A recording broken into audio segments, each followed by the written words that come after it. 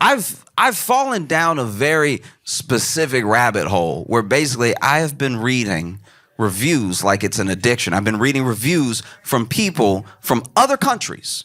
Okay, so they don't live in the US, but they come here from all over the world. And I have been reading their reviews of having Doritos for the first time. And y'all, I think we did crack again because when they come over here, it's people from France being like, I had one, my friend offered me one, and then when I looked down, I don't know how much time had passed, but there were 6 bags on the ground.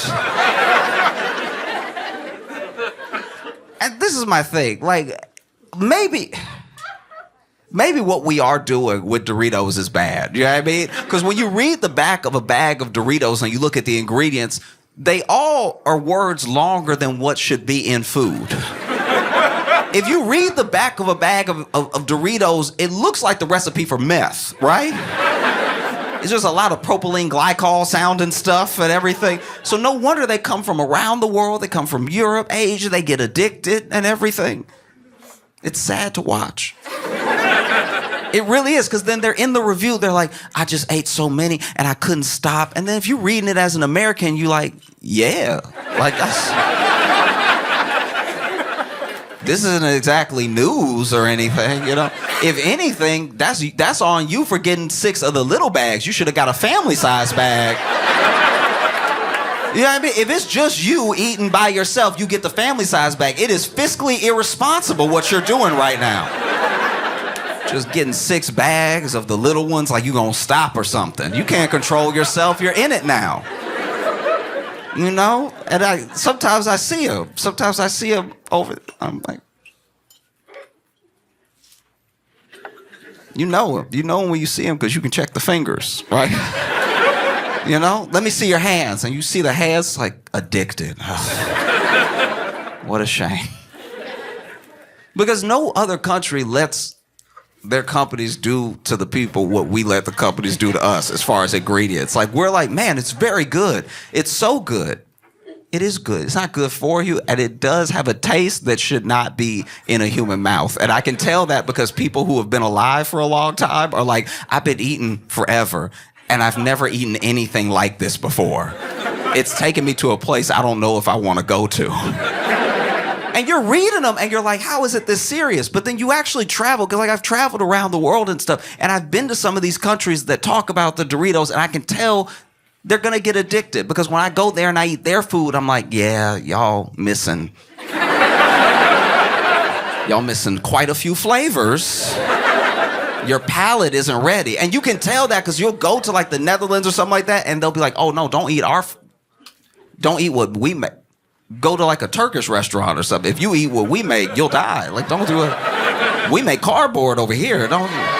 Your stomach not ready for what we do over here. We just boil the water and eat it. Like, you know? But I was reading, there was one dude from Poland who was like, I don't know what to do with myself. He said, I'm reading it, I don't know what to do with myself. I've had every flavor multiple times. A friend gave me some at a party. They always started like that too. Like a friend gave me some while I was at a party. They started with that peer pressure type stuff. And that's how you can tell it's drugs for them. They're like, my friend introduced me to Doritos. I was young and innocent. Now I've been running up and down town trying different flavors and stuff. And this dude from Poland was basically, this is like on a Reddit post, and this dude was pretty much admitting that he was extending his stay in the States to spend more time with Doritos. He's like admitting to the open internet that he is overstaying his visa to eat as many Doritos as possible. He is risking ever being able to return to the country. I live in New York, and sometimes I'm walking down the street. Sometimes I walk from show to show instead of taking the train and stuff. And I was walking from one show to the other, and I was passing this bodega. And outside the bodega was a dude that was over here like, you know, just standing there, doing one of these and everything. And I don't know, I've lived in some bad neighborhoods, all right? And when you see this, you know their day isn't going well, right? This right here, if you walk up on somebody and they're doing this, you about to be asked for a favor, right? Like, these are not the movements of someone that's just gonna wish you a good day, right? So you're about to hear a story when you see this. And so I'm walking by, and as I walk by, he's like, excuse me, sir. And I was like, oh, that's different. What's up? How you doing? He's like, I was just wondering if you could spare a dollar or two so I could get something to eat in there. And then I had a $5 bill in my pocket, so I handed it to him. He's like, oh, thank you so much. And to get some Doritos. It's like,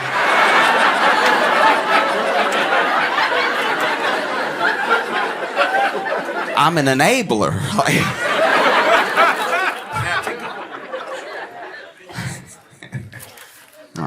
I've been very excited to come to Dallas and spend time with you, make you laugh and everything. I love coming here because I grew up in Louisiana, and so we would come to Dallas a lot. Yeah, didn't tell you which part. And I would visit, Dallas sometimes growing up and stuff, and the thing that we're known for in Louisiana and in Texas is just amazing food. Right? Things that will change your life, things that you won't forget, amazing meals of every type, Like, we're known in Louisiana for a lot of the Creole stuff, jambalaya and gumbo, everything like that. And then in Texas, it's a lot of the barbecue, a lot of good meats and everything. And then you see people in other parts of the country that will start a whole restaurant pretending to do what y'all do here, right? Like pretending to be the same. And then you'll go there. You might even walk into a, real Texas barbecue restaurant in Pennsylvania.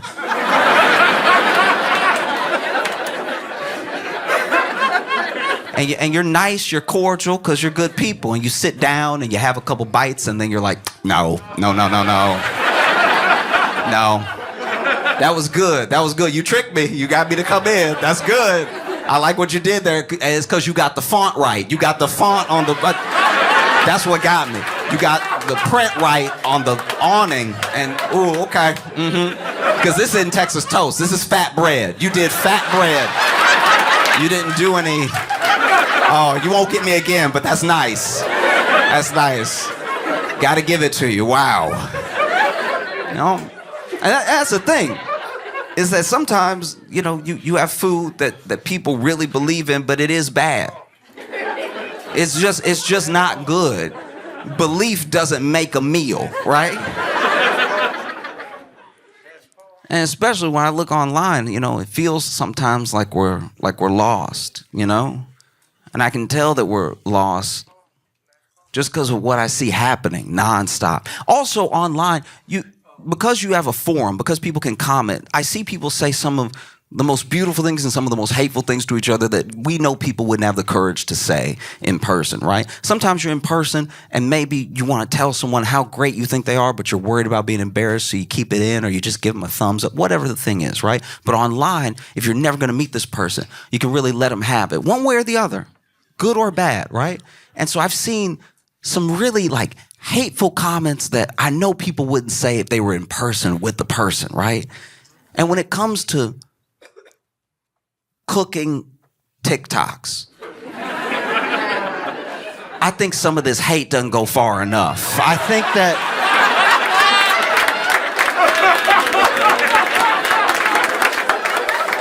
it's important to really let the people know. You know what I mean? Because you watching whole nasty recipes be made and then people just commenting the vomit emoji. It's like, no.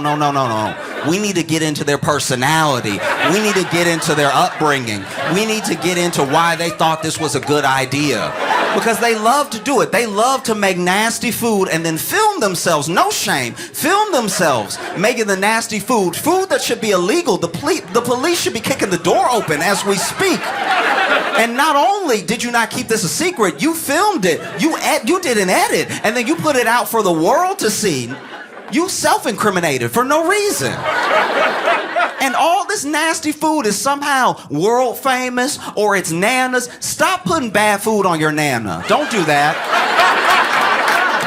You know she didn't bring you up like that to be making this slop. You know that grandma is turning her grave right now, knowing that you're putting stuff like that on her name. Because then the recipes don't make sense. They're like, you could use half a cup of sugar or salt, whichever. And it's like, that's a lunatic. That's an actual terrorist right there. That's wild that you're just telling people that. Why do you believe that?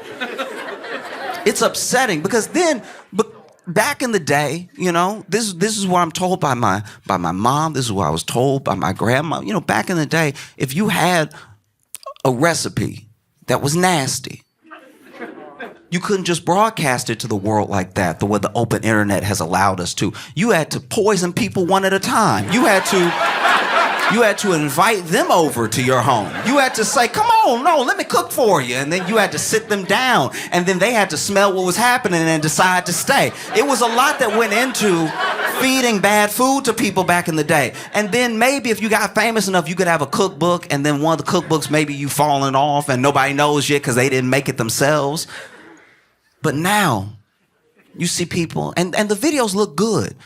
Ingredients popping up on the screen, and then they pop off, and then they're chopped. And it's a beautiful thing to watch. But then you see them take a bite of it, and you can tell it's nasty because they only take one bite, and then the video ends. They don't serve it to anybody.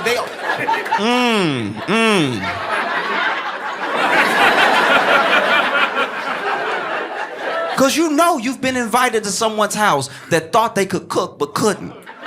And then you took a bite. You're a good person. So you go ahead and you take a bite, and when you take that first bite, okay, I'm gonna have to get rid of this. I'm gonna have to figure out a way. If there's a dog nearby, but I'm not gonna swallow. No, you're not gonna get me. You take that first bite, and they're like, how you like it?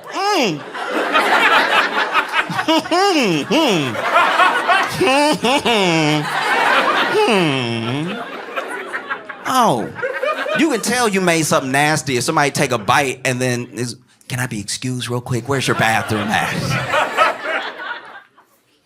They just in that bathroom sweating, just like, what am I gonna do? It's a full plate. Oh, it's really horrible what people have done to each other. You know what I mean? It's just with a straight face, too. And now you got people broadcasting. Come with me while I make my Nana's world-famous mayonnaise grapes or whatever. And they don't even know there's anything wrong with it because, once again, they weren't brought up with sense. The amount of times I've been brought over to someone's house, and look, if anyone goes to the trouble of cooking for me, I appreciate it. You took your money, you bought the ingredients, and maybe you messed it up, all right? Maybe that's what happened, but I still appreciate the effort, right? As long as I don't have to finish it, Because the amount of times I've been invited to someone's house and been fed shepherd's pie. You can tell from your groans. Shepherd's pie is already on the line. Shepherd's pie is crip walking a tightrope of nasty, right? One false step and shepherd's pie has fallen into slop, all right? You can't just do whatever you want with shepherd's pie and make it delicious. That's not how the world works. And I have been fed shepherd's pies that make you go, maybe I don't know how to eat. Maybe I'm the one. You know what I mean? Because I'll bite into a shepherd's pie and they'll be like, what just cut my mouth?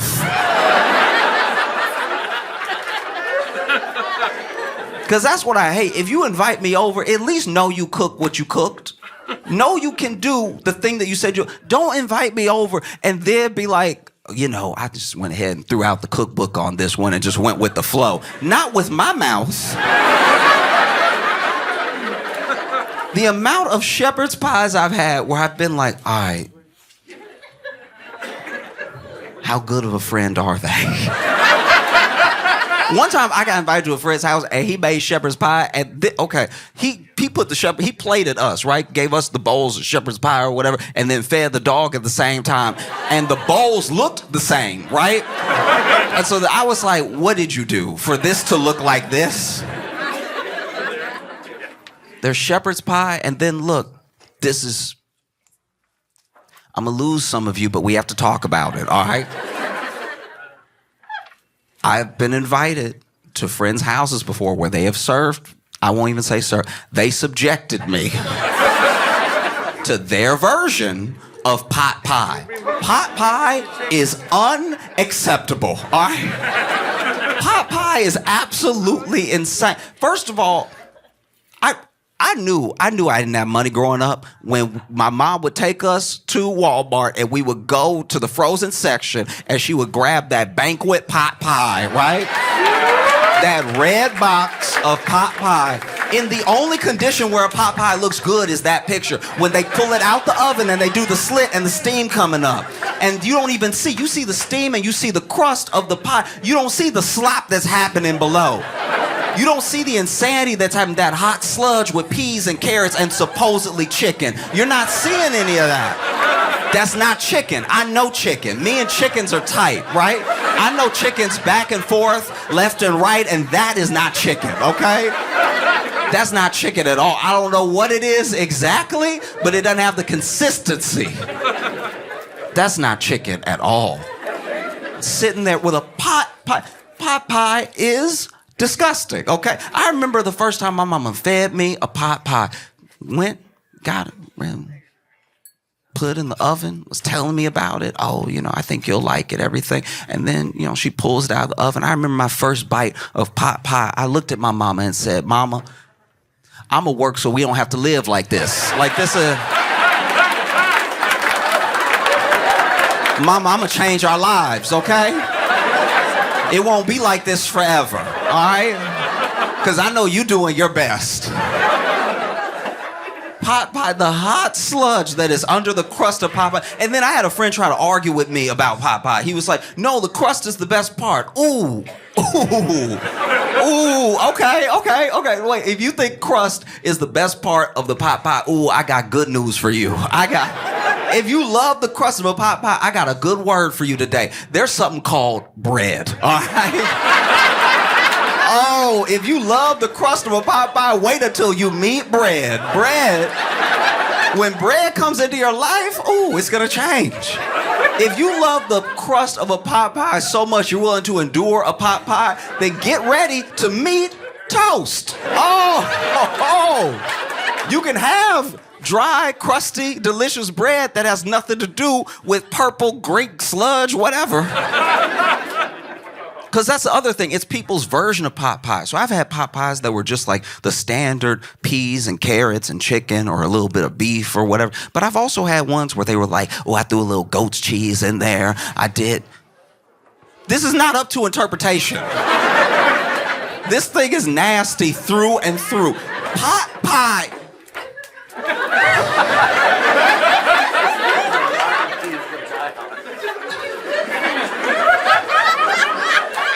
Pot pie.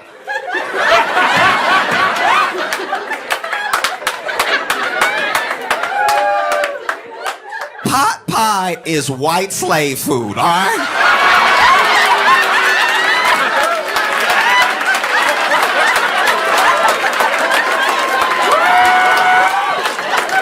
This is the food of subjugation. This is the food of fiefdom, all right?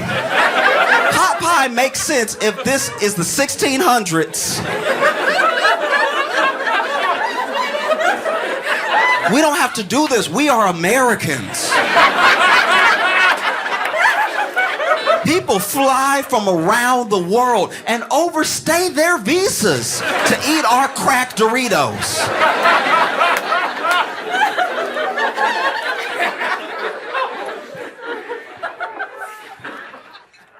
I've been watching so much news, which is depressing. It's like they don't tell you about the good stuff.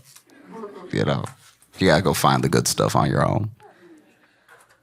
It does feel like, I'm not gonna speak for anybody here, but it feels like, for the most part, I think I feel the way a lot of people feel, which is a sort of disillusion with some of even the process of politics, because we've become accustomed, because we have more access to information than we've ever had, and because we at least see ourselves as more discerning than we've ever been. We feel like we can tell when someone is lying, right?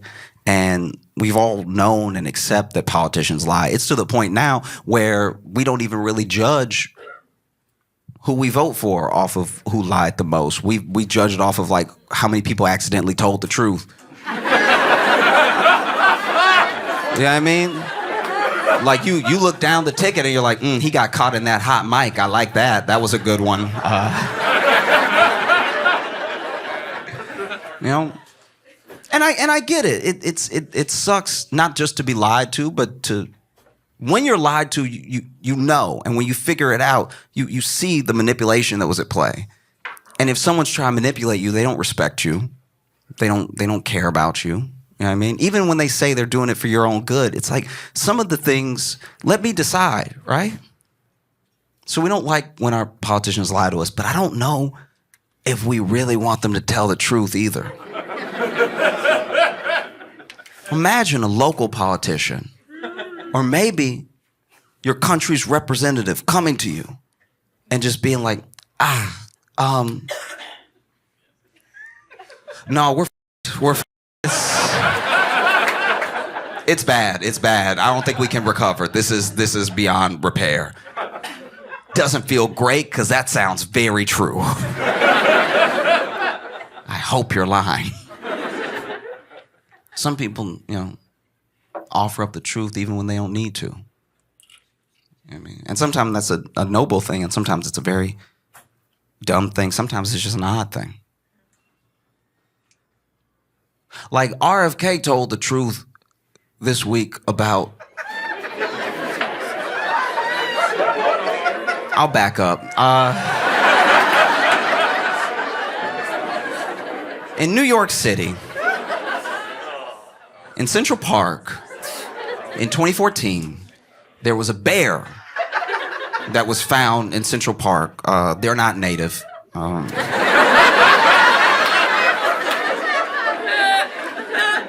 There was a bear that was found in Central Park next to a bicycle, right? And no one understood what happened. The police looked into it. The police couldn't figure it out. The internet sleuths couldn't put anything together. It was a genuine mystery, a decades-long mystery up until this week.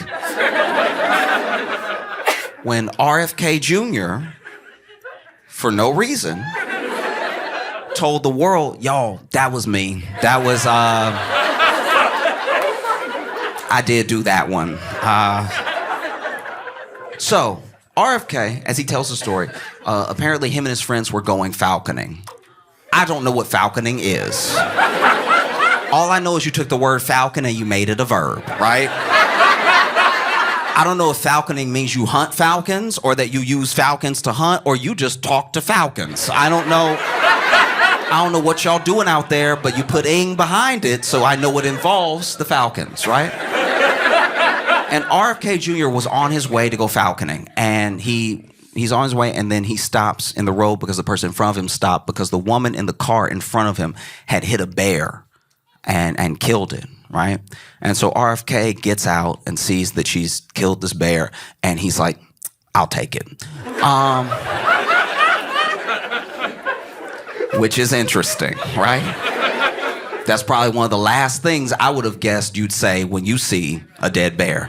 And so he takes it, he puts it in his car, and then he goes falconing with his friends, and they're having a good time. I know we're talking about RFK, but for a split second, I want to focus on the woman that was driving, right? Because there are a few shocks that she had to get over within her day. One, you're driving. You're just a woman in the world living your life, and you're driving, and then something runs out on the road in front of you, and you hit it, right? And that is a car accident. Like, we can't forget, this person was in a car accident. Like, I hope she didn't have any injuries or anything, and just a near miss alone can be shocking. It can rattle you for like days or a long time. Depends on what happened. And so she hits this thing and has to get over the initial shock of almost being in what could have been a very bad car accident.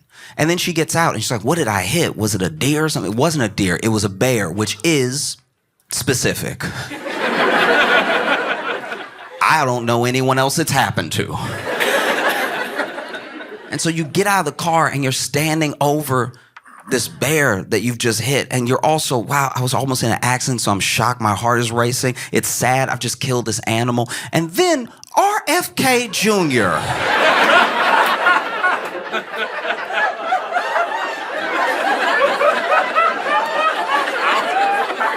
walks up to the other side of your car and stands over the bear with you and goes, I'll take it. Like you were selling it at a yard sale. And so RFK Jr. went falconing with his friends, and they were falconing for a while, apparently. According to him, they were having a great time. So I don't know if the birds were extra talkative that day, or I don't know what was happening. But they were like, you a falcon, you a falcon, you a falcon. And then the falcons, I guess, were like, blah, blah, blah, like I don't know what noise they do. I don't know what they do. But, you know, he's over here falconing. And then they go to dinner, right? Where I'm sure they ate a different type of meat. And he's talking to his friends because the reason he took the bear was to skin it and eat the meat, which I didn't know was an option. I didn't know that bears were running around just big-ass chickens. I had no idea. And so, you know, he's talking to his friends and he's having a great time at dinner, and then he realizes, I actually have a flight. I can't keep this bear in my car. And apparently throughout the entire meal, when he's talking to his friends about the bear being in his car, no one went, what?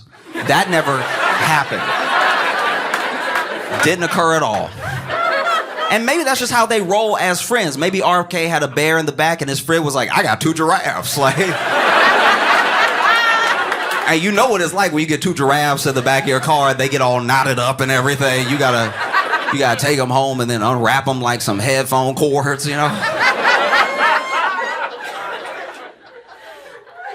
And so then RFK decides that, you know, he obviously can't keep the bear in his car, and he has a flight and everything, and I guess no one else wanted the bear. And so he went to Central Park, and as a joke, this was like a prank that he was doing, he left the bear with a bicycle that he also had to get rid of. I don't know how big his vehicle is. How big is your vehicle that you got a bear in there and you have a bicycle at the same time? So then he leaves the bear and the bicycle in Central Park and then goes and has his flight and goes wherever. And the next day, no one really got the joke. Like, no one really... The next day, everyone was mostly confused. They were like, so... did someone hit the bear with a bike?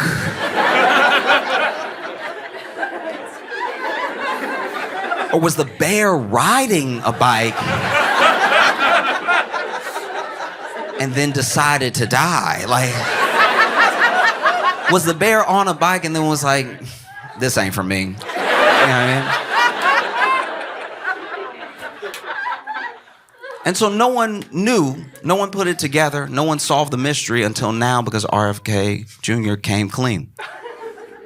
Because he was the only one that knew. The other reason that no one solved it until now is that the woman who, let's go back to her for just a quick second. I think the woman that hit the bear and then gave it to RFK or let him take it and then went about her life, you know, she also didn't come forward, because I think the next day when she turned on the news and saw the bear in Central...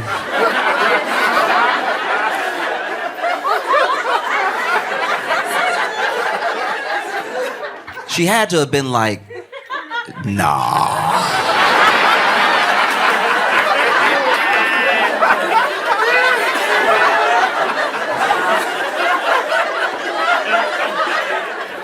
There's no way. I like to think that from her perspective, she hits the bear, RFK takes it, she goes about her life, but then the next day, she thinks that RFK thought that he needed to make it look like an accident. Like...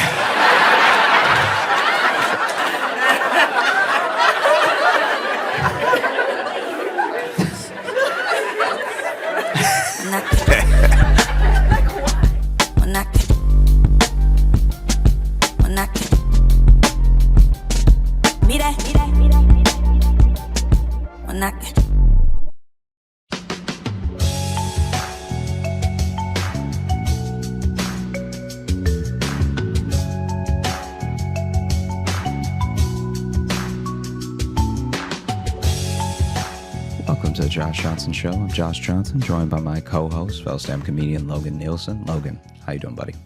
I'm doing all right, man. How are you?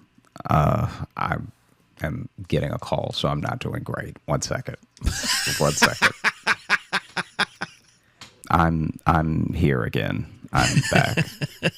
Doing great. How are you? Doing great. Everything's fine. I'm doing all right, man. I think we're about to get some nasty weather here in Iowa. Have you guys been getting hit with anything yet? Not to open with weather talk, but I mean, it's only nasty if you're not freaky. You know what I mean? Like this is good. Nope. I hate what you just said. Nah, like this is just good weather for like if you know you cuddled up with somebody and like, oh no, we can't leave, maybe we should. Only nasty if you're not freaky. Yeah, like maybe we shouldn't leave. Maybe it's nice being warm together, It's a real baby. It's cold outside situation. Not really, because you live together in this scenario. This isn't a visitor. That it's cold outside. Wait, sorry. Are you role playing as me talking to Jess right now? No, I'm role playing as anybody talking to anybody that lives with anybody. Okay, because for a second I thought it was. No, that'd be weird. Baby, don't go out and save lives tonight. Like that'd be wild. No. I'm. They really need me at the hospital. Nah, girl, come on. The fire is warm. She's like, we don't have a fireplace. Where did you start a fire? Hey, you know who needs reviving? This dick. Well, it takes all the mystery out of it when you say it. I know. I regret saying it, but it was also funny to me. Well, hey, man. Merry Christmas, everyone. Yeah. Merry Christmas. Yeah, it's the holiday season, and you want to do a little holiday mailbag? We are. We're going to be doing a little Santa holiday sack of emails? Mailbag, a full-on Santa sack of emails. But also, can you do the thing that you've done before where, like, we'll take turns reading them? So just, like, shoot me anything that you want me to read. I figure I can do that. Helps. Or since we're not, like, really doing video, I can probably just screen share the emails with you. Yeah, that sounds good. I think we might do it that way. Yeah, so we wanted to give back in the form of giving you what you gave us. It's a real regifting of the holiday. You were kind enough to send things in, so we want to read them. We want to share our thoughts on the things that you think with us, with you. Yeah. Now, when you put it that way, it does sound shitty because basically, what do you mean? The gift we're giving, is just announcing what people have given us, and we're like, "You're welcome. We gave it back." No. But it's like, imagine if somebody gave you a gift and you could add to it. So if I gave you a car and then you got it detailed, it'd be an even better car. But then saying it's a gift to you because I got my car detailed. It is. You're giving me a car back? Thank you, brother. Oh, see now that's what I'm saying, is you're saying. Yeah. That's where the communication wasn't lined up because I wasn't giving it back. I was sending you a picture of it detailed being like, Merry Christmas, buddy. You would do that. That's exactly who you are as a person. So yeah, let's get into it. If you want to take the first one. Yeah, I'll take the first one. I'll go ahead and screen share with you right now so we can both see them as we go here. Let's maybe. Let's get weird. Let's get freaky with it. Let's get weird. Let's get freaky. Baby, it's cold outside. Which one do we want to start with here? I'll start with this one because I've had a couple people mention this to me. But this is from Kiera, and the title is Subreddit for Tiny Town and Squirrels. Now, changing it to Tiny Town instead of Toontown kind of goes, and then Squirrels. So this is an abstract change to both of our nicknames from Toontown and Squeaks to Tiny Town and Squirrels, which I don't hate, actually. Yeah, I mean, if you'll remember, it actually sounds like our Bizarro forms. Like it sounds like there's going to be like just a more extreme version of each of us running around that is Tiny Town and Squirrels. Like Squirrels like actually like needs to get LASIK. Like actually cannot really see. And then Tiny Town is got like a weird like bone fusion going on where his knees are just like real low to the ground. You know what I mean? Like he still walks, but as far as a shin, his shin is the size of a hand. Like we're talking like knee feet, right? That's like a Hank Hill's dad from King of the Hill, where he doesn't have. Yeah, his shins were blown off in Korea, so they just grafted his feet to his knees. So he just has No, I'm not straight, talking about short that legs. though. No, Right. he still has a little bit of shin. Oh, still a little bit of shin. Okay. Yeah, but just enough to look cartoonish. Squirrels, I was just thinking it's literally like just clothing filled with squirrels masquerading as a man. Just And for the voice box, it's just screams. It's just like they got a little keyboard in there, but there's too many little paws, so they're just typing nonsense. Just 7. yeah, that makes sense to me. That's We've what it really feels like. this year the listeners have really created. We've gone beyond the JJU, the Josh Johnson universe, and now we've established the Josh Johnson multiverse. Because now there's Toontowns and Squeaks, there's Tiny Town and Squirrels, there's the Punisher and Iceman, or Man with Ice Powers who hates puns. Like now there's a whole action figure line of the two of us. There's a lot more going on. I'll admit. I think that some of it is good and some of it has been counterproductive. Like I think that there are some things within. Some of it has been What has been counterproductive? I don't know if the bathroom detective should actually like stay in the universe. I think that like I enjoy it and we're gonna put out that, that trilogy, but I also think like, is this who I am when I listen back to it? Like Well, I won't reveal too much, but I've been going through the tallies of people's favorite episodes, and I will say that character doesn't not make a showing. How about that? How about that for? Yeah. Wow. Yeah, I'm just saying. Yeah. What we have become. We have a lot of enablers out there. Yeah. Incredible. Anyway, sorry. Back to this email from Kiera. Subreddit for Tiny Town and Squirrels. Please, it's so late and like everything is fucking funny. So I typed the subject of the email and of course autocorrect fucked up my words, but made me laugh. So I'm gonna keep it there. So okay, so Tiny Town and Squirrels was actually autocorrect. Hey JLo, I recently made a subreddit for the Josh Johnson Show on Reddit. I got tired of having no one to discuss the show with without sounding not like myself. I mean, I said sorry about your Brain King at a gathering, and the guys thought I was referring to an NFL game. So then they started asking me questions about football. All I wanted to do was drop a dope-ass line from the show, and it turned into me getting questioned about who plays for the insert any football name here, because most men are assholes who want to badger you for knowing anything. That does sound like us. I mean, I'd like to dispute, but I have been around people my whole life. That's the thing. I try my best to not be one of those people, but I know me trying to not be one of those people is because by default we are those people. Yeah, I've tried really hard. I've definitely, you know what it's led me to though? Now I actually don't help people. No, dude, that was when it mansplaining really has was like become a talked thing. about a lot. I got to a point where I was like, I'm not explaining anything to anyone, even if they really want my help. Yeah, it's like it's really not worth it. So I'm just It's not worth now. I mean, I'm sure that they'll figure it out. Yeah. I tend to start with the question of just like, do you want me to tell you? I found just an easy way to avoid that. As someone who had to leave someone who was stuck in a grate, I've stopped helping.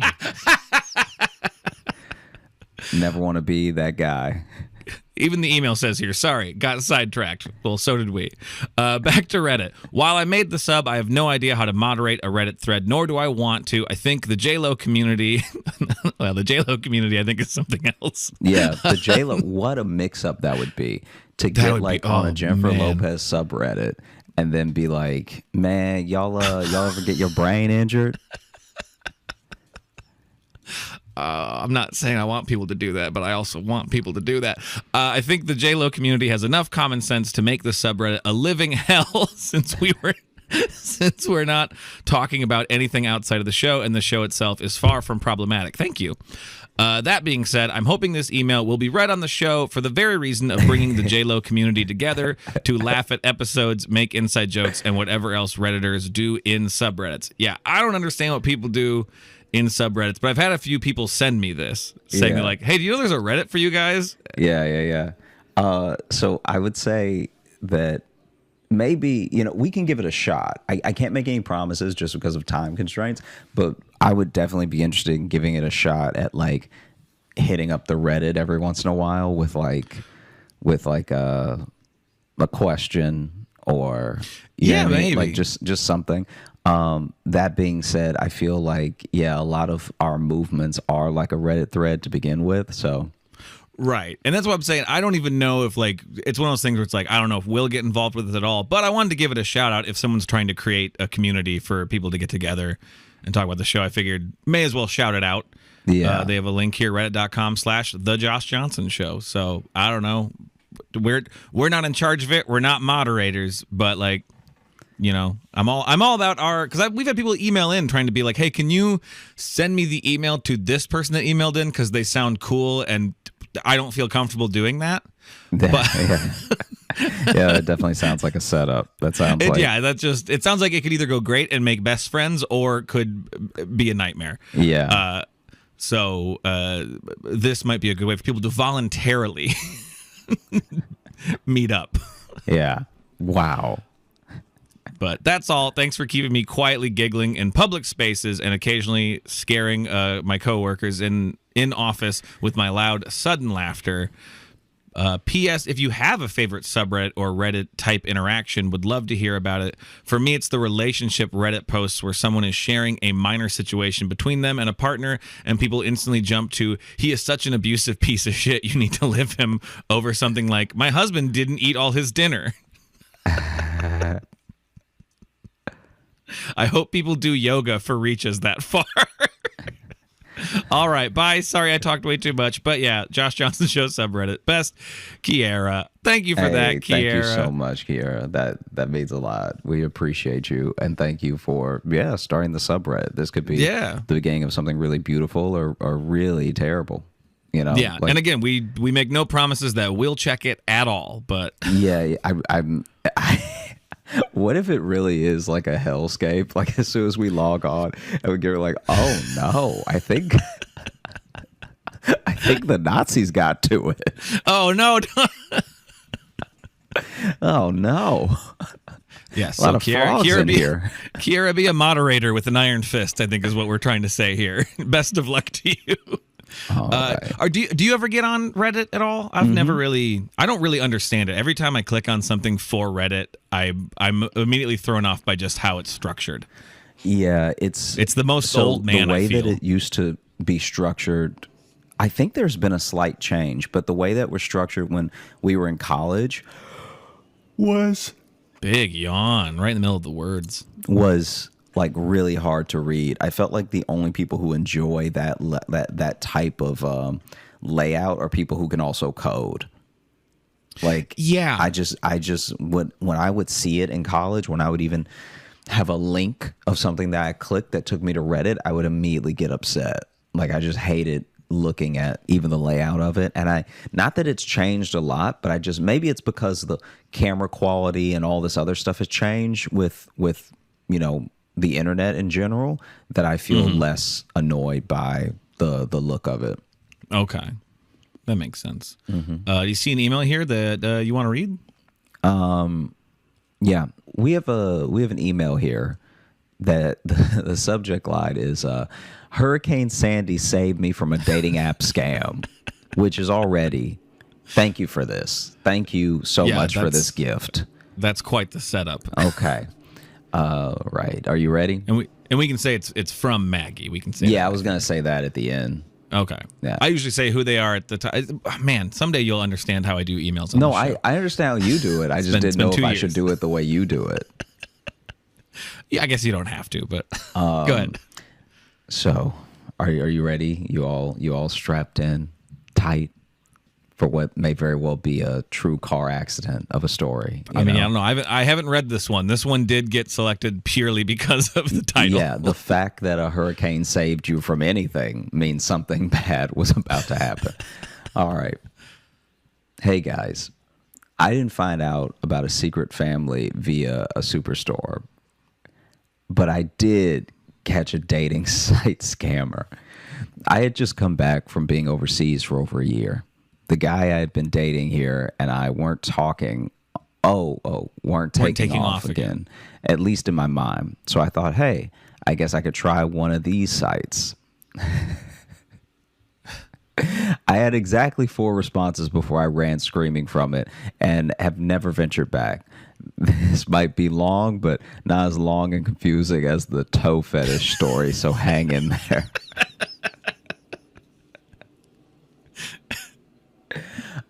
Anyway, the fact that there were 4 responses, that must have been 4 penises. It had to be. Like, it had to be just all penises. There's no way that you were like, hi, and someone was like, hi, and you were like, I'm out of here. Like, well, it looks like all 4 are listed here. We got 4 numbers here. Okay. Number 1, first guy, pictures of him in his military garb. I'm not a big fan of the military industrial complex, but thought, hey, let's chat. The story is that his family was killed in a car accident, blah, blah, blah, which is already not Maggie. great. His family was killed in a car accident, blah, blah, blah. Yeah. He was, That's such a grim response. He was serving in Afghanistan. His story didn't ring true to me, and I left it alone. I'm not going to lie. You haven't given us enough information here for this person to outright look like a liar. Like, it sounds like 2 pretty bad things are happening to him. Like, yeah.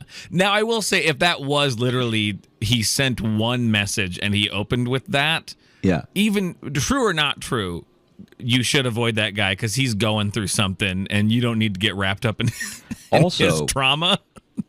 Have you noticed that, like, bots still don't? This is like going to be the next level of bot, I can assure you. But somehow bots still don't trauma dump. Like, bots are still very much like, hello, hey, you're in my local area. Yeah. Do you like to read? I also like reading. Yes. Hello, sexy. What doing? Yes, exactly. Like, there's never a bot that's like, hey, how are you? Thanks for asking. I'm not great. Yeah, like, hey, how are you? I'm trying out this dating thing. You know, I've just really had a rough year and I'm trying to better myself. Yeah. Like, that sounds like a man taking a swing. That sounds like most people. Like, imagine if a bot was like, how are you? Nice to meet you. They're all dead. It's like, oh my God. Because bots wouldn't be good at it at first. They're all dead. Yeah. Okay. So I've got my eye on you, Mag. The blah blah blah. I mean, if I saw the message, then I'd probably I'm gonna say be on your side, because I'm sure that if you're telling me that 2 very plausible things happened to is lying, they must have told you an outlandish story. That's like, I'm hoping the message had a clear red flag to being a scam or a game, but if not, blah blah blah. Goddamn. Also, the fact that these are 2 things that do happen to people is like. All right, let's move on. We got 3 more of these dudes. I know, but wow. Second guy, another military one. Are you at a base? Like, did you set your parameters in the app for 2 miles? Okay, second guy, another military one. This guy is in Syria, which was kind of interesting because Syria hadn't gotten all public at the time. And I thought, hey, we chatted. That does say that. I'm not doing that. We Yeah. chatted. His family was also killed in a car accident, possibly with the other Jesus. guy's family. Not sure. I was skeptical because his writing didn't seem like what an English speaker would typically write. Certainly not an American English speaker. But then I thought, okay, our public school system sucks. So maybe, though he was a major or something. So again, I thought, we are still just texting via the app. So I ask him where he's from. He says LA. So I say, LA is a big place. Whereabouts? He says Avalon. Well, I'm from California. And if I were from Catalina Island, I would brag about it. So I told him this and said, I thought he made that up. I asked him to give me more places he knew in the LA area. He sent back an alphabetized list of cities in the LA area.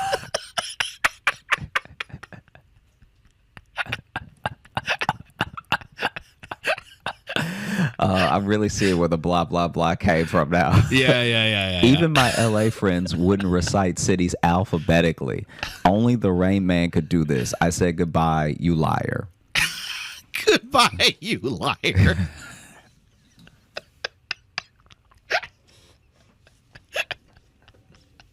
Can you imagine going to like an actual speed dating meetup? And when you sit down, the first person is like, hi, I'm Bob. My entire family was killed in a car accident, and I am in the 157th. And then you're like, oh, okay, that's a lot to hand someone immediately. And then you switch seats, and the next guy's like, hi, I'm Chad. My entire family was killed in a car accident. And then you're like, name all the cities you know. Yeah. Just be like, where in Boston are you from? And it's like, oh, well, here's an itemized list of everything I've ever bought in Boston. Goodbye, you liar. All right. Number 3. This is where Hurricane Sandy enters the picture. This guy. God, I forgot. Yeah. It's been a journey so far. This guy is an architect living in New York, but is from Spain. So had that accent thing going in his favor, though sadly not French. I think that's just saying their favorite accent is French, but yeah, someone from Spain living in New York, bringing in French accent is kind of a wild move. Oh, God. Okay. Sadly, not French. Sandy is barreling down on New York, and I express my concern. He is fine. Power's still on. All is good. We talk multiple times over the days of Sandy. He tells me about his son and how they would like to visit me. Dad mentioned his wife died in a car accident.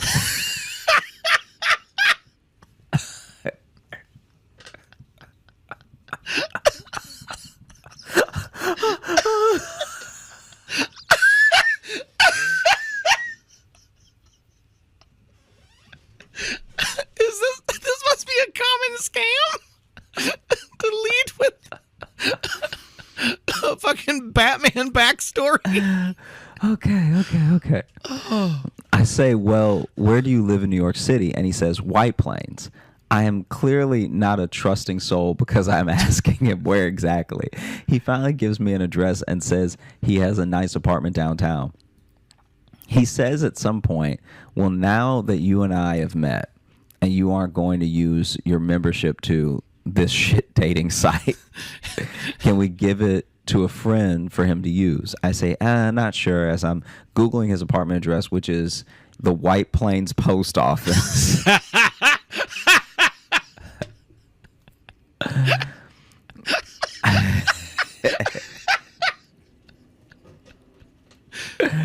Okay. I tell him I doubt there are nice apartments in the post office. He says there are. Well, you know what? Good recovery. Yeah. If he had been smart, he would have said, oh, no, that's where I get my mail. But instead, he insisted he lived there. Or at least say above. There's apartments like above you know what I mean? Yeah. Because that can happen, I think. But And he circles back to the idea of me giving my account information to him for his friend. I say, sorry, see you, liar. Okay, number 4. As I am recovering from that, I notice someone has waved or winked at me on the app. I look, and it is my ex. oh, Now I am calling him my ex, but he didn't really know it yet. But he is on the app too.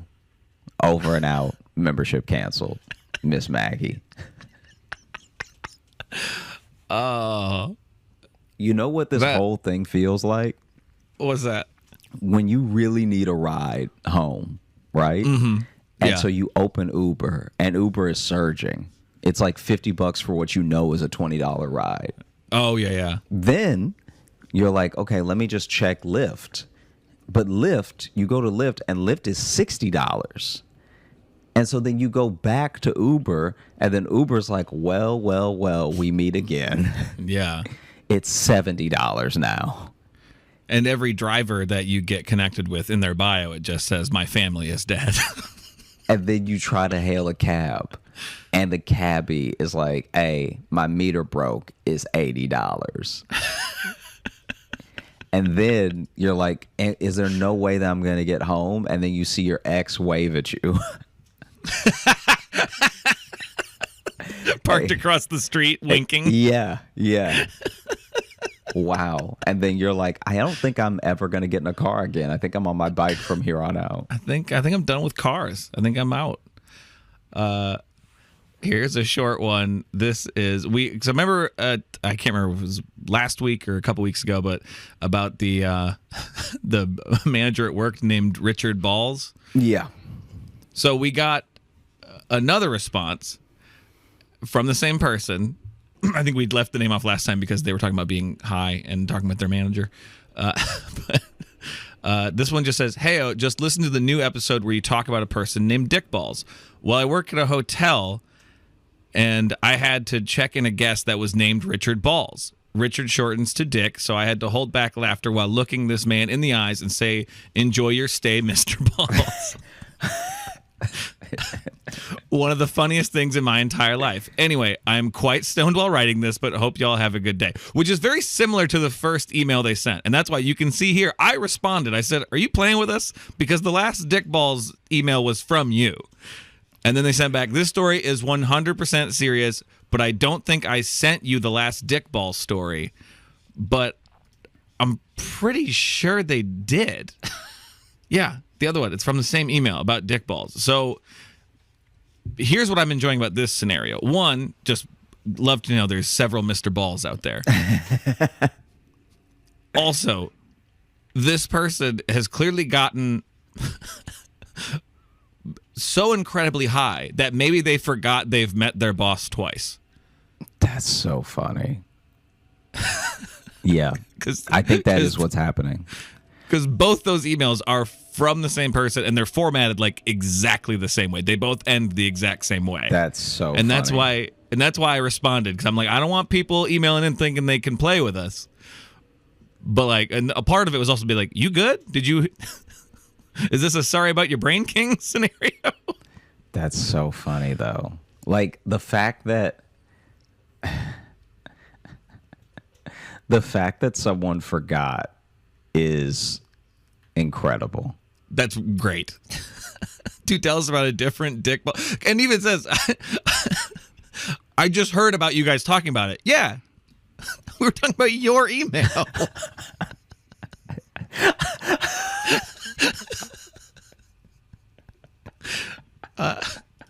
Speaking of weed, here's another short one. This is from Melissa, and I just like this one because it says, hey guys, y'all sure Josh doesn't smoke weed? Because he just asked, do you think teeth talk to each other? Before proceeding to describe a teeth house party where Logan's extra teeth are unwelcome guests. Anyway, keep up the excellent work. Cheers, Melissa. P.S. In the time it took me to type that, Josh has begun describing the absolute atrocity of Logan's long-lost dead twin he ate emerging from his fucked up teeth and saying, I'm here too. So I don't know, guys. I think he's almost high as I am. Look, yeah. Now imagine what Josh would be like if he did get high. This is him sober. yeah, this is all me. Yeah, I mean, like That's this is all like me. this is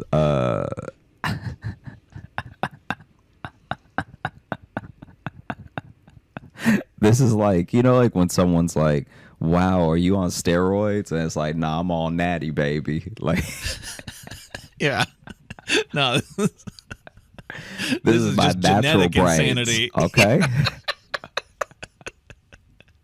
You're welcome for my brain, Kings. I don't let nothing get in, right? Like nothing that's not already decided that is good stuff. None of that gets in there. I only let the good juices in. You know what I'm saying? I feel that. You know what I mean? Do you see one here you want to read? Okay, let's see. Oh, we haven't heard from Fat Rob in a while. Here we go.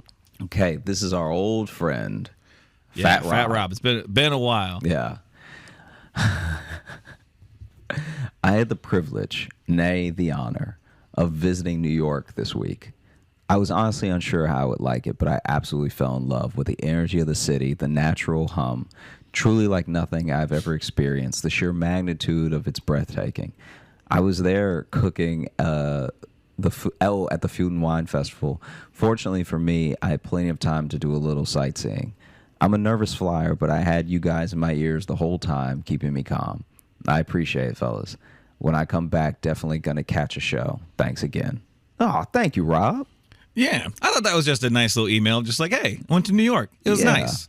That's cool. And I'm going to counter that with an email here from Blobfish, who has emailed us before. Okay. And this one is titled "In Los Angeles for the First Time," and it starts with "Don't like it."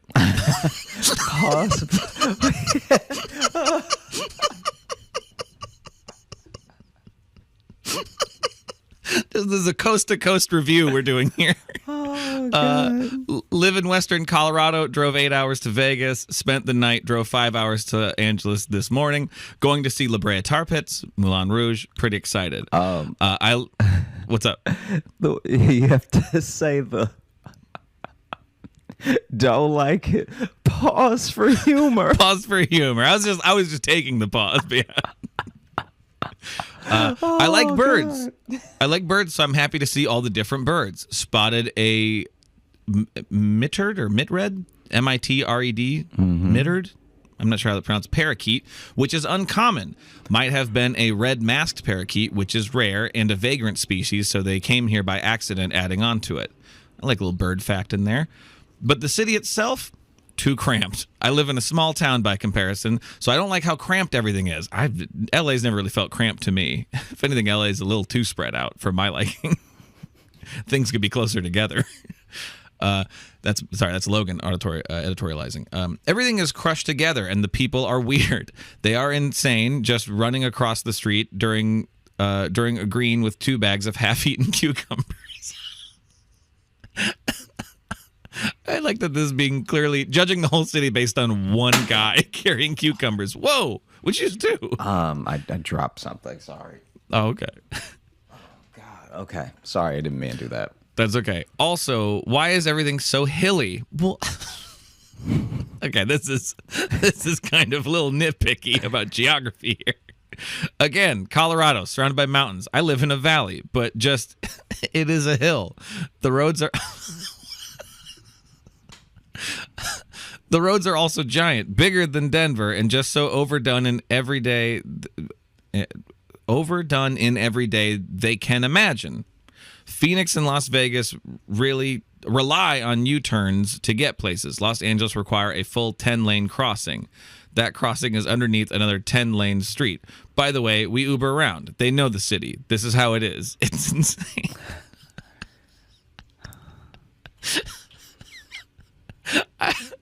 I was gonna.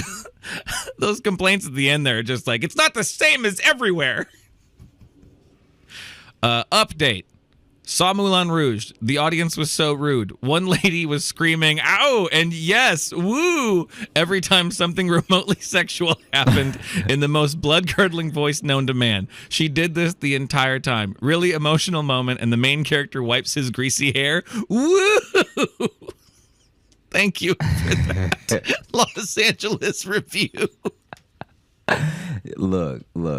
What you need to understand, thank you for writing in, but what you need to understand is that's just somebody who's very lonely, all right? Who's truly in need of a touch. Yes. Because no one woos. Like, this is sex for her. This is very close to all the sex. Like, it's... Seeing Moulin Rouge, yeah. The idea that like even one of the dancers maybe just wiped his brow and like, ow! Yes, sweat.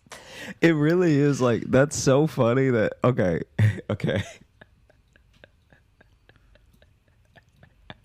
I feel like we finally found one of the attributes of like a perverted auntie, because we all know like a perverted uncle. Perverted uncles are out here making those like low noises, like like that sounded like Sling Blade. Yeah, just a little bit of growl and everything they say is like oh, as you do it later.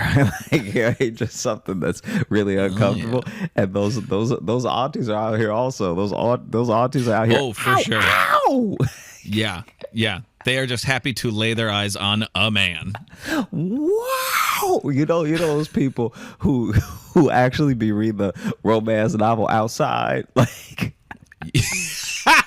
Yeah. I mean, there was one time Reading their smut on the bus. there was one time that I was on the bus in Chicago, and this woman this middle-aged woman was reading a romance novel, and I'm not even kidding. She was reading, and like nobody else was there. She touched her chest, like.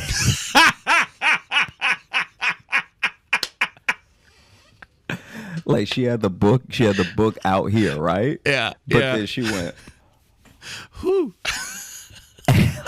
like she rubbed the middle of her chest like she had Vicks Vapor Rub on it.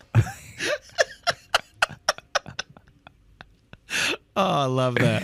And it's just, and then you see the cover, and the cover first of all, he couldn't be on more steroids. And I don't know what book this is. I'd have to find it because it's so funny. It's like basically he is, at least from the angle, because she had it down a little bit because she was reading it. Oh, did it have like kind of a Fabio cover? It had kind like of a thing? Fabio cover, but Okay. the woman the woman is on the horse. This is like such a funny thing. The woman is on the horse, but the man, instead of riding the horse or her grabbing him and he's riding or whatever, he's like under the horse. So I couldn't tell if he was supposed to be lifting the horse or if he was getting trampled by the horse. Because I couldn't see the cover well because it was tilted down. My husband was trampled by a horse, blah, blah, blah. My husband was trampled by a horse, blah, blah, blah. Ow!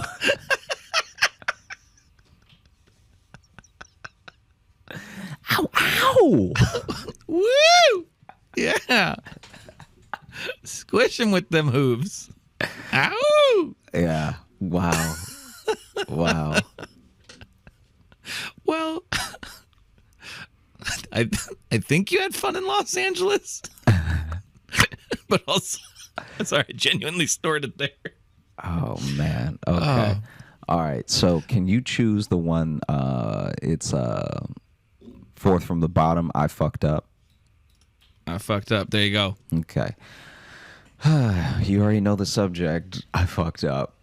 Dear Toontown Squeaks, I've been listening to the show since the beginning and have always thought about sending in an email, but never knew what to say until now.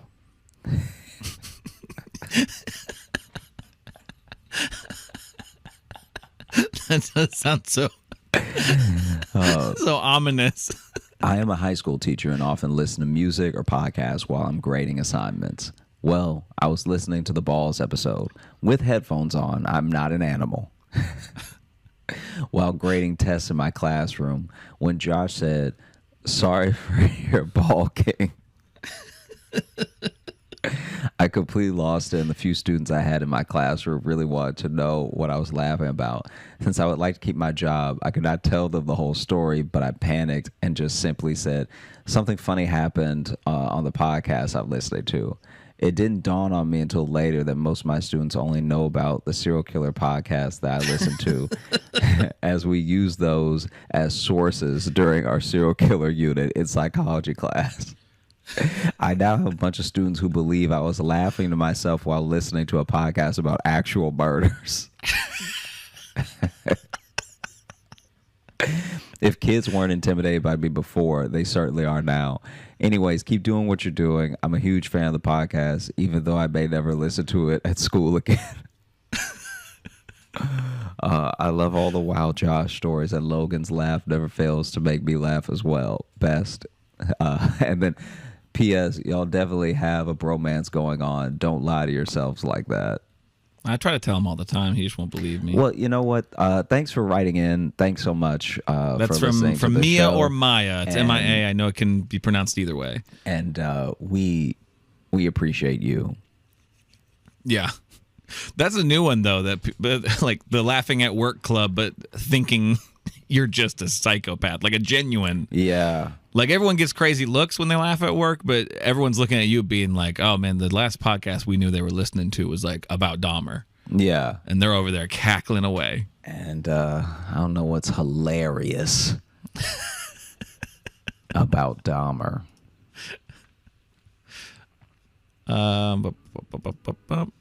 Oh, I like this one here. This is from, I believe it's from Malia, and the title is "Here's an Episode Idea." Hello, Josh and Logan. Josh, I commented on the Instagram where you wanted us to roast you, and I said you look like the brown M&M.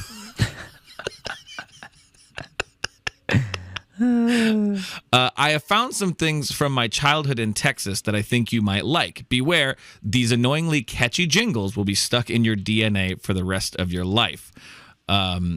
I'll read the rest of the email and then we'll get to that thing. Anyhow, love the show. My favorite episodes are Say Something Dummy and the episode about the creamer. I'm also an avid creamer drinker, but I water it down with milk. That's the most insane shit I have ever heard. What are you talking about? What are you talking about? Watering down. I watered down the dairy with some dairy. You can't have it pure. You got to cut it. You do? Huh? You drink it pure? I wouldn't necessarily drink it. We don't know what that was. All right. Yeah, we do. No, you don't get to try to retcon the show like you didn't. Remember that. Remember that, though. We never fully figured out. We never fully figured out what exactly yes, you did. Your was. roommate came in and said you guys are drinking creamer. You just gonna take her word for it. You weren't even there when she You said. took her word for it. Look. You told me. Look. Jury is still out. Okay. Shut up. You're a fool. Shut up. No, you're a fool. You're a fucking fool. You Shut up. are a fool, Shut up. and you Shut up, always fool. have been. Shut up, all you right? fool. You will be. Anyhow, a hope you fool enjoy. until Shut up, fool. your Shut up, you last fool. Day. Fool! I am trying to read. You are a Shut the fuck up. fool. Shut up. Fool. Anyhow, hope you enjoy these jingles. Maybe you can react to them on the show or something like that. And then I just like they go, bye! From Malia.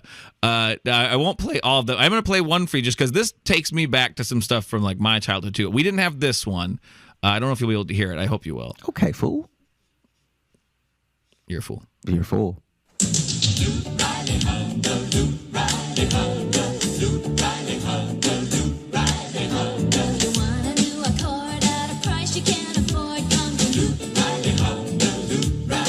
So I was excited about this because it made me think about. I have a lot of like jingles, like local jingles stuck in my head. Do you have any of those? Yeah. Do you want to tell me any? No, none of them are good. And if I say them out loud, I'll just be thinking about them all day. Oh, come on now. Come on. I'll sing you a couple of mine if you sing me one of yours.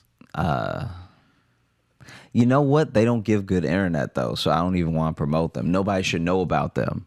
Nah, let me see a different one. Because the internet one is like an actual like earworm. Yeah, it's an actual earworm, but they're not a good company. They just paid someone to get themselves stuck in your head like a real parasite. Let me see. There's one that's. Let me see if I can find it real quick.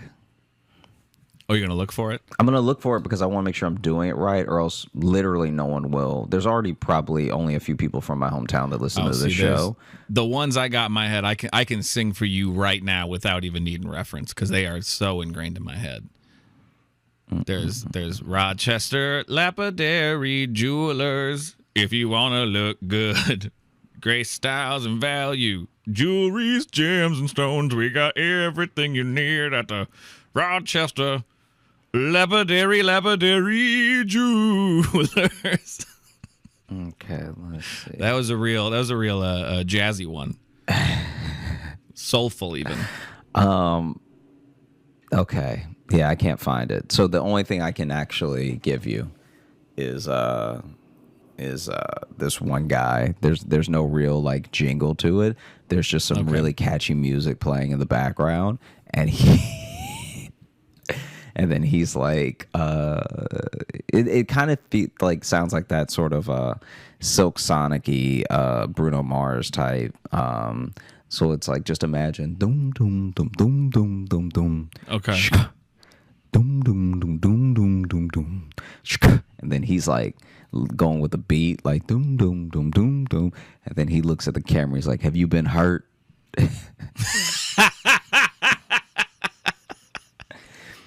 And then they're still going. Shka, doom doom doom doom doom doom doom. He's like, "It wasn't your fault." Doom doom doom doom doom. So yours is kind of a slam poetry Yeah, yeah. ad. Not so much a jingle, but Yeah, it was. I think he was trying to. It ended up being slam poetry because he couldn't sing and couldn't really stay with the beat. But it ended up being a little bit of an R&B attempt. Okay, gotcha. We also had Universal Marine and RV was another one. And it was imagine yourself having fun and feeling free. Universal Marine and RV. And it was for boat. It was boat and camper rentals.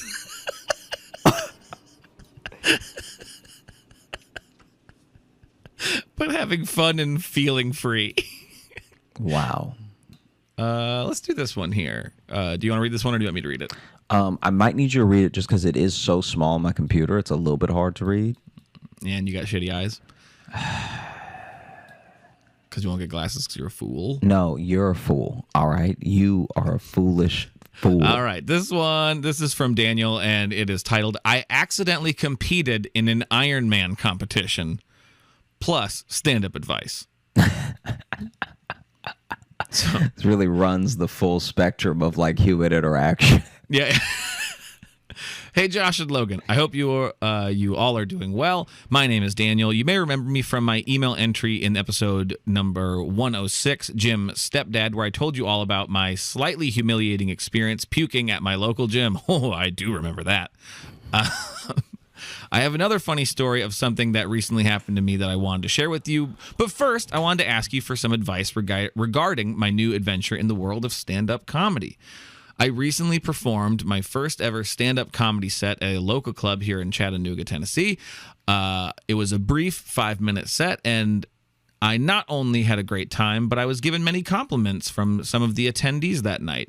The organizer even caught me after the show and informed me that he could send me the dates and locations of some upcoming open mics if I was at all interested in potentially performing at them. I told him that I definitely was, and I'm currently waiting to hear back from him. All that being said, I wanted to ask you if you had any advice for me as a new comic. This is definitely just a small hobby for me, but I would love to continue to try my hand at it in the future if given the opportunity. Any advice on how you guys come up with material? How do you typically practice? Any and all help would be much appreciated.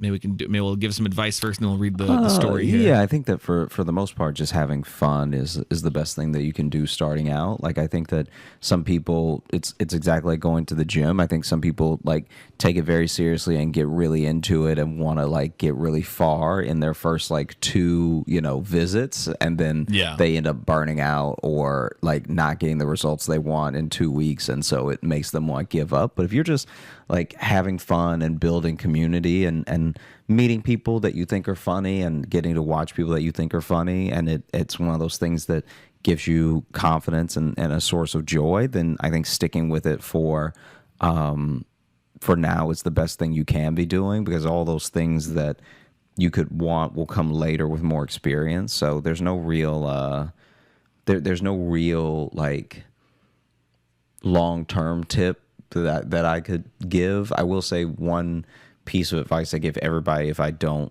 see them do it is to, when you start, put the mic stand away from you. Like so many people starting out let the mic stand upstage them. Like they'll just take it out of the They'll take the mic out of the stand and then leave it in front of them, blocking them on stage. Yeah, And a lot of people do that when they start. yeah, and I think that's the only thing that I tell people who are like almost brand new.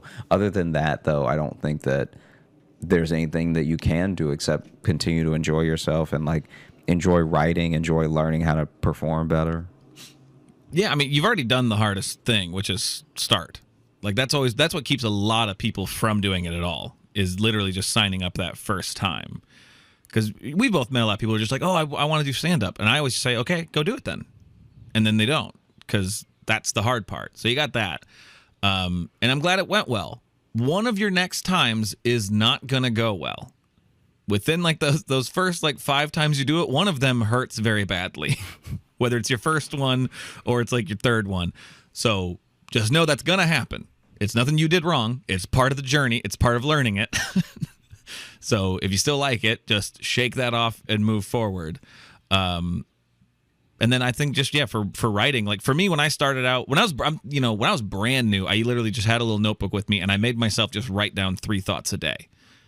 Mm-hmm. Even if they weren't funny, even if they never became anything, I just made myself write them down, which just got me better at not only just creating a collection of stuff, but also made me better at being choosy about what I wanted to talk about by just the nature of constantly writing down ideas. Mm-hmm. So it's not even like generating good material, good stories. It was just like, oh, I have a fleeting thought that maybe is a bit. I'm just going to write it down. And then I just would make sure I'd write down 3 a day. And that's how I generate material. How did you do it in the beginning when you started out? I really would just like go off of experiences that I had, or like I try to like flush out an idea. So what I did when I started out, which, you know, who knows if this was even a good idea, but I would have like one thing that I really wanted to talk about, and I try to pull as much as I could out of that one thing. And then, you know, one thing at a 5-minute mic became 2 things, became like writing just a straight up joke, became having a set, you know. But like I really stuck to, here's the thing that I think is funny, whether it's a story or a concept, and I'm just going to mine it as much as possible every time. And then, you know, through the process of like elimination and just through realizing what people laughed at and what was just filler, you cut it down from there. Yeah. But congrats on starting out, and best of luck in your future sets. And now on to the story here. I also wanted to leave you with a funny story of something that recently happened to me. Over the weekend, there was an Ironman competition here in Chattanooga, Tennessee. On Sunday, I decided to go for a run in the afternoon, as I had been inside for most of the day and wanted to get out for a bit. After running for a little over a mile, my route took me by the main road where the Ironman competitors were running. Once I reached the road, I was at this point, once I reached the road, I was at the point running side by side with the competitors and was headed for the famous Walnut Street Bridge here in Chattanooga. Little did I know, the Ironman competitors were also headed for that same bridge. Once I reached the beginning of the bridge, I realized that I had accidentally found myself competing in the Ironman race alongside people who, at this point, had been running for 13 plus miles.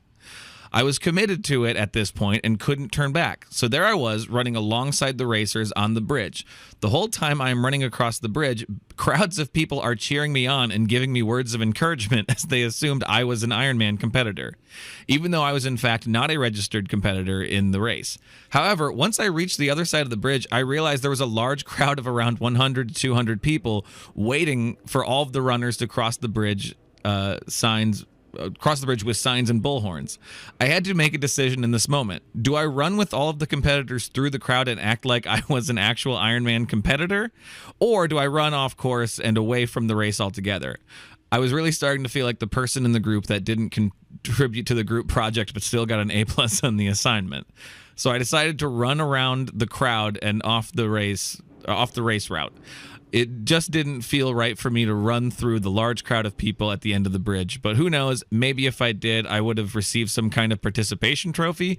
I definitely felt like I was being showered with undeserved praise at that moment. But hey, I will take what I can get, I suppose. Anyway, I hope you all are doing well, and didn't mind my longer than necessary emails. I'm loving the podcast. Keep up the great work. Take care, Daniel. Daniel, I will say I would have ran straight into that crowd and soaked up that adoration. That's what I would have done. Yeah, you would have been it would have been so funny if you would run through and then you were really like talking shit as you cross, like oh you look. You guys are winded. I'm still feeling great. Y'all look a little dehydrated, if you ask me. I was hoping I knew it wasn't going to lead to this because it's too cartoony, but the idea of accidentally competing in an Ironman competition, I met up with them at the bridge, and then suddenly here I am on a bike. Yeah, because this is the thing. If you're not supposed to be in it at all, because I told you about we did an episode about the marathon stolen valor, right? Yes, we've talked about that. Yeah, it's like if you manage to get in one of those things, they only have so many bikes and stuff for the people competing. So you could steal someone's spot. But I think even the other competitors at a certain point would be like, why doesn't that guy have a number on his chest? Yeah. Or you're on the bike and then you're swimming and you're just exhausted. You're like, I don't want to be doing this. I didn't mean to do this. Yeah. Someone in an Ironman competition by duress, just like on a bike. Like I didn't want to. I have places to be. I mean, I can't honestly, do this right now. When you start reading the story, I thought that he was going to compete out of pressure because the people in the beginning thought he was part of it, so then he just stayed in it. No, Daniel sounds too nice. He sounds. Here's the thing, Daniel. From this story, it sounds like you're polite and very sure of yourself. So you're like, I'll just get out of here. I'm not gonna let the pressures of the race control me. So you sound mentally healthy, but I would have loved it if you were just like, yeah. Then I ran in there and I got a medal. I got a medal. I think some guy drowned.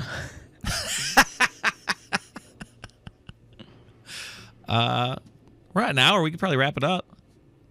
Okay, can you let me see. There's one. Did you want to do one more? Maybe one more.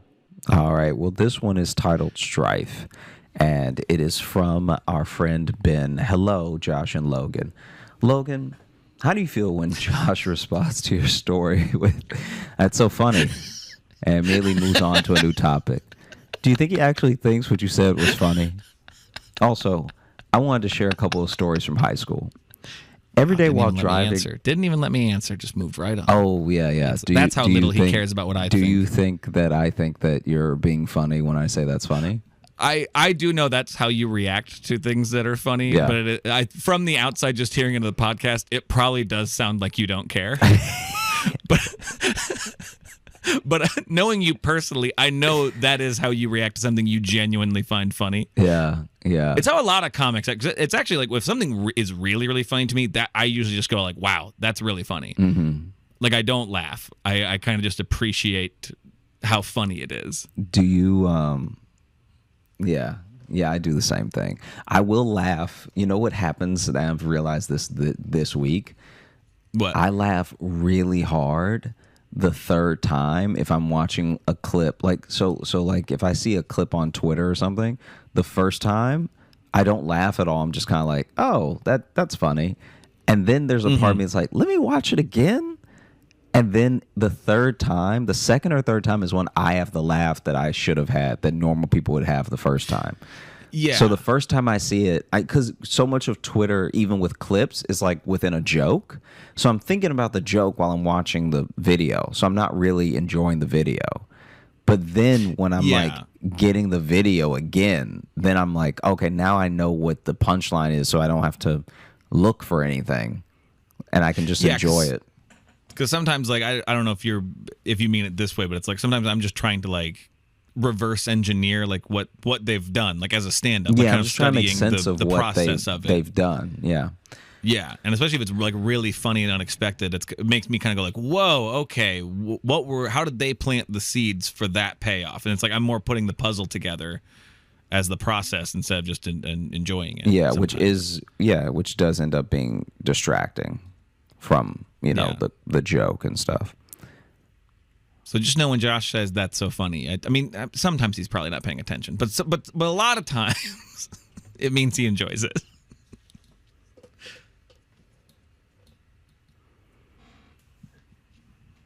Hello? Yeah.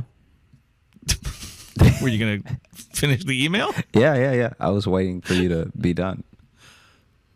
I was done talking for so long, and you just stared ahead. No, I was waiting just in case. All right, you're a fool. You're a fool. You're an actual fool. That's so funny. It's crazy. You would have done great in medieval England because you are a fool. Finish the email. You're a fool. Okay. Every day when driving to high school, I would eat an apple. While I was walking into the building, I would throw my apple core into another student's truck bed. I did this for at least 3 months. One day, he finally caught me and asked me what the fuck I was doing. I just shrugged my shoulders and kept walking. I'm still not sure why he didn't kick my ass. Wow. Baller move. My senior year of high school, I drove a blue Ford Windstar minivan to school. Another kid who was more popular than me had the exact same van. At the end of the year, the popular girls at the school would go out in the parking lot and write things on the windows of other seniors' cars. They mistook his van for my van, so I walked out of school to see "We love you, Eric" written on the windows of my van. My name is Ben. I drove the van around all summer with that on the window, and my friends constantly roasted me. I love the show, but people act like you guys won a Nobel Peace Prize when they compliment the show during the mailbag section. So I'll just say, good job. Thanks, Ben. That email's a real criticism sandwich. Yeah, it's like, look, like Ben has the demeanor of somebody that's definitely trying to smash, because it's like, I love the show, but people act like y'all want a Nobel Peace Prize or something. Yeah. But good job. Yeah. I like the show. You're not all that. Also, Josh has this weird reaction. No, I mean, Ben has the energy of a man who throws apple cores into someone's truck for 3 months. And also doesn't know why he does. Just does it. Ben is a man to be respected and feared. I'll say that. Wow. Wow. That's incredible. That's so funny. That is funny. Thank you so much for listening to the Josh Johnson Show. I hope you had a great time listening. We had a great time recording. So if you are looking to catch up with us on any of the socials, you can find me at Josh Johnson Comedy on Instagram, TikTok, and YouTube. We're going to be posting clips of the show. And if you're looking for Logan, You can follow me on Instagram at Logan M. Nielsen. And if you want to get into the mailbag, you can send us an email, joshjohnsonshow@gmail.com. We read them at the end of every episode, and sometimes we do these big, long ones. We also read reviews on Apple Podcasts. If you leave us a 5-star review and leave us you actually have to write a review. We can't see the 5-star just ratings, but if you leave us a 5-star review, we like to read those sometimes too, and it helps us on that platform. And if you want more of us, we got bonus stuff over on Patreon, patreon.com/Josh Johnson Show. We've got bonus shows we do there where we debate stuff, where I, prove how big of a fool Josh is. you're a fool. You're a fool. Remember that. You can also get full replays to live shows we've done. We just did our last virtual live show of 2022. It was very fun. I think this one was genuinely unhinged. So I'm I'm excited and concerned to see what happens in 2023 at the virtual live show, because it was a dark holiday episode. I will say that. And then we're gonna be on the road in January. Josh kicks off his freshman tour, is what he's calling it, and I'm on a couple of the shows at the start of the year. So all that stuff and all the links down below and all that jazz. Come see us. Yeah, and have a great rest of the week, into the weekend, into the holiday. Bye-bye. Fool. You're a fucking fool. Fool. You're a fool. Fool. Let's see. Let me turn off the recording. Stop Fool. recording right now. You big dumb fool. Hey, thanks so much for watching. Please like and subscribe. It really supports the channel. Hit the bell notification, because apparently it's the only way YouTube will tell you that something happened. And just tell a friend. That's the biggest thing you could do. Just tell one person in your life that you like, maybe you don't like, that this video happened to you. We release the podcast every Thursday on all the podcast apps, so you should find us there and subscribe on those and comment and leave reviews and whatever on all of them. And also, if you want bonus stuff, you can join our Patreon, patreon.com/Josh Johnson Show. We have bonus podcasts and videos and stuff there, and we'd love to see you.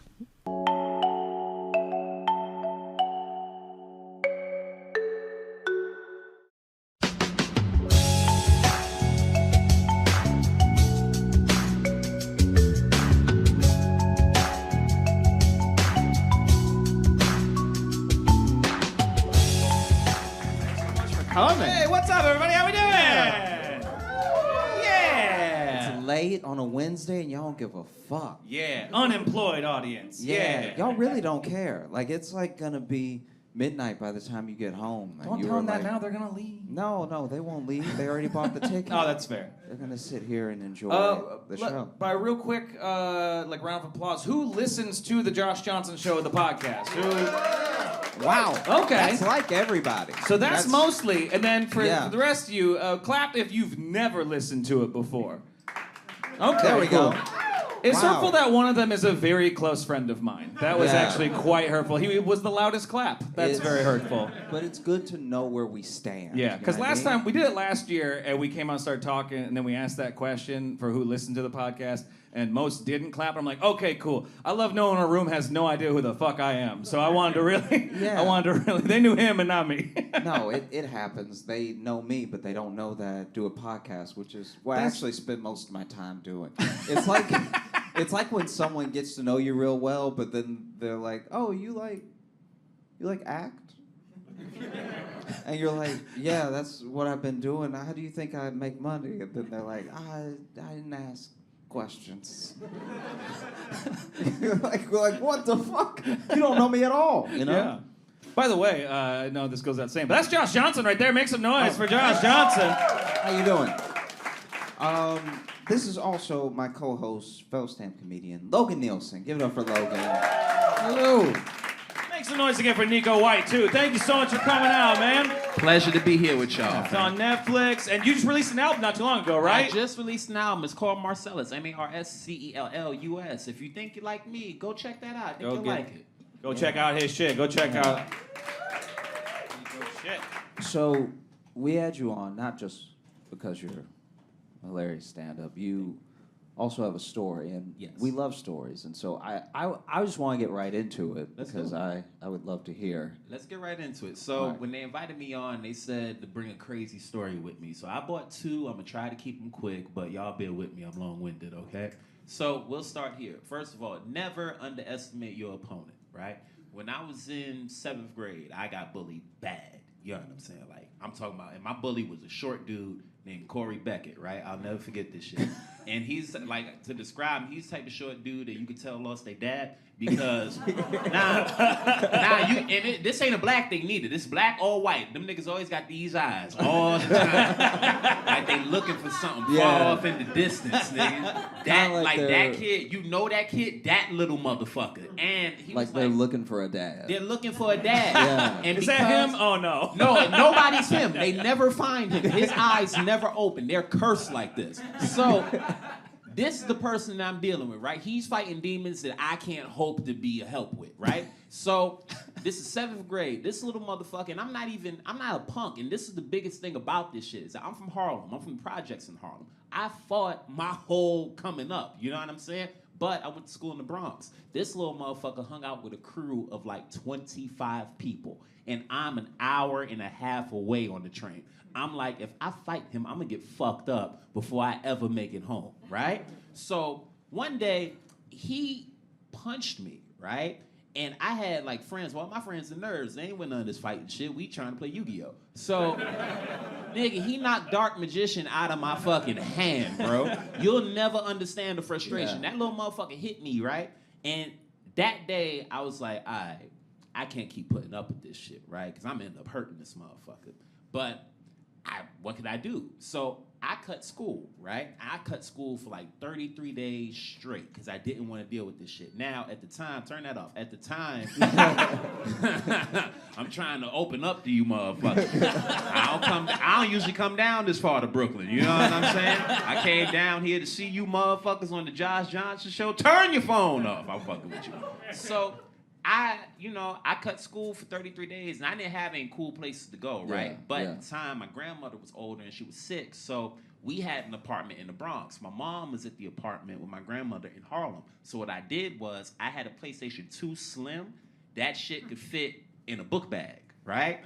I went and got a copy of my mom's key for the Bronx apartment from the hardware store. So I would just put my PlayStation in my bag, and instead of going to school, I would go to Bronx to our apartment and just chill out, right? She didn't come up there because she was busy taking care of my grandma and figured I didn't have a fucking key. So I did that for 33 days. Well, see, ACS has this thing where if you don't go to school for a certain amount of time, they will call Child Protective Services. And them motherfuckers sent the letter home. So I had to go to school now, right? So I go back to school. I'm like, all right, I've been gone for a month and 3 days. That's enough time for this little motherfucker to forget about me.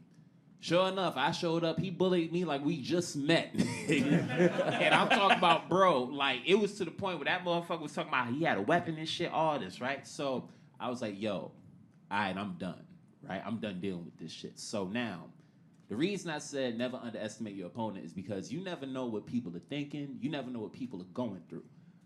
I told you I grew up in the projects in Harlem. One thing that any of my friends that know me from back then would tell you is that Nico's favorite hero was Wolverine, and he meant that shit. That's a quote. I'm telling you. My boys will tell you that I used to carry a knife, right? So I know you hear about like mass shooters and all that shit. No. I don't got time or the risk to hold a gun. But that little motherfucker, I got so tired of that nigga, I said, all right, tomorrow, I'm gonna put a stop to this shit. Wolverine style. Yo, I shit you not, bro. I watched X-Men 2, X Unlimited, back to back. Just watch Wolverine stab motherfuckers. Because I was like, I'm going to come in, I'm going to, shh. Yeah. This might be morbid, but I ain't do it. It's all right. So, but I'm telling you, I was going Listen here, bub. I was going to skewer this motherfucker. And yo, like Wolverine would talk, I swear to God I was going to dialogue with this motherfucker. Like, want to dance? Like, oh, I couldn't wait. I was going to stab the shit out of this nigga. So my preparation for school was usually like, you know, when I was cutting class, was like, all right, I'll put the PlayStation in. Man, I went and got the longest fucking butcher's knife in my grandma's house. Now, the butcher's knife was about the size of Corey. You know what I'm saying? And to this day, I hate short people because of this little motherfucker, bro.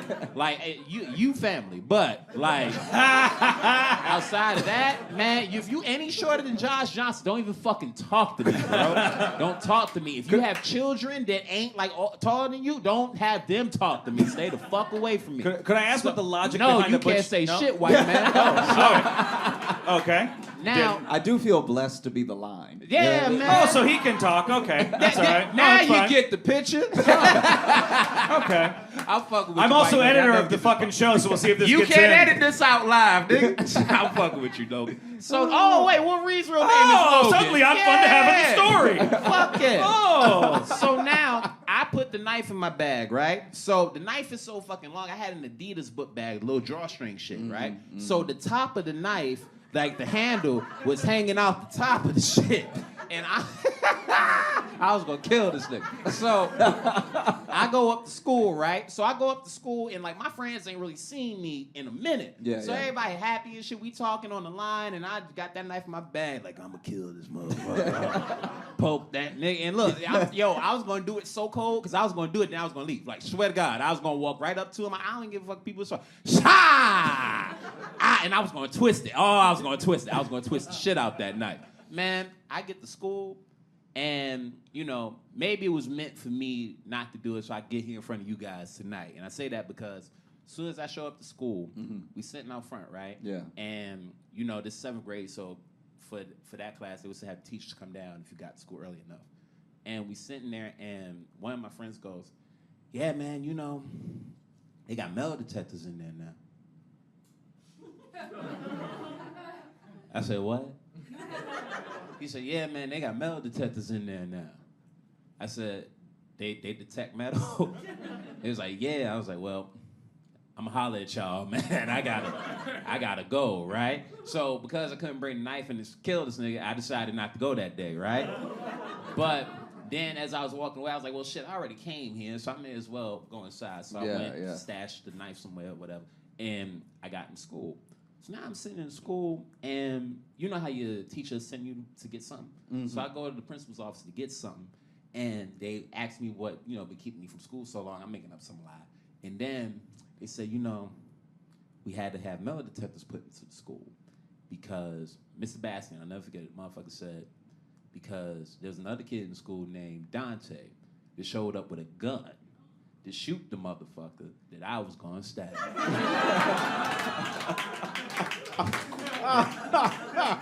I was gonna put that little motherfucker in the dirt, boy. But thankfully, none of that happened, and I get to be here with y'all. Yeah. So that's one of my stories. Give it up for Nico. Yeah. Yeah. God damn. Wow. Yeah. You gotta be a real bastard to be stabbed or shot, depending on the person. Yeah. That's somebody who, especially since you said he was short, Yeah. it's like a classic bully too. Because you know those bullies that are short, but then they got two big friends? Mm-hmm. Yeah! But then you wonder why the big friends are listening to them. You're like, you're big enough to kill him. Napoleon, bro. Yeah. It also shows his ability to multitask because he bullied two kids enough for them to want to murder him the same day. Yeah. So that means he was really equally fucking with these two kids that they were just like, today's the day in unison. Like that's...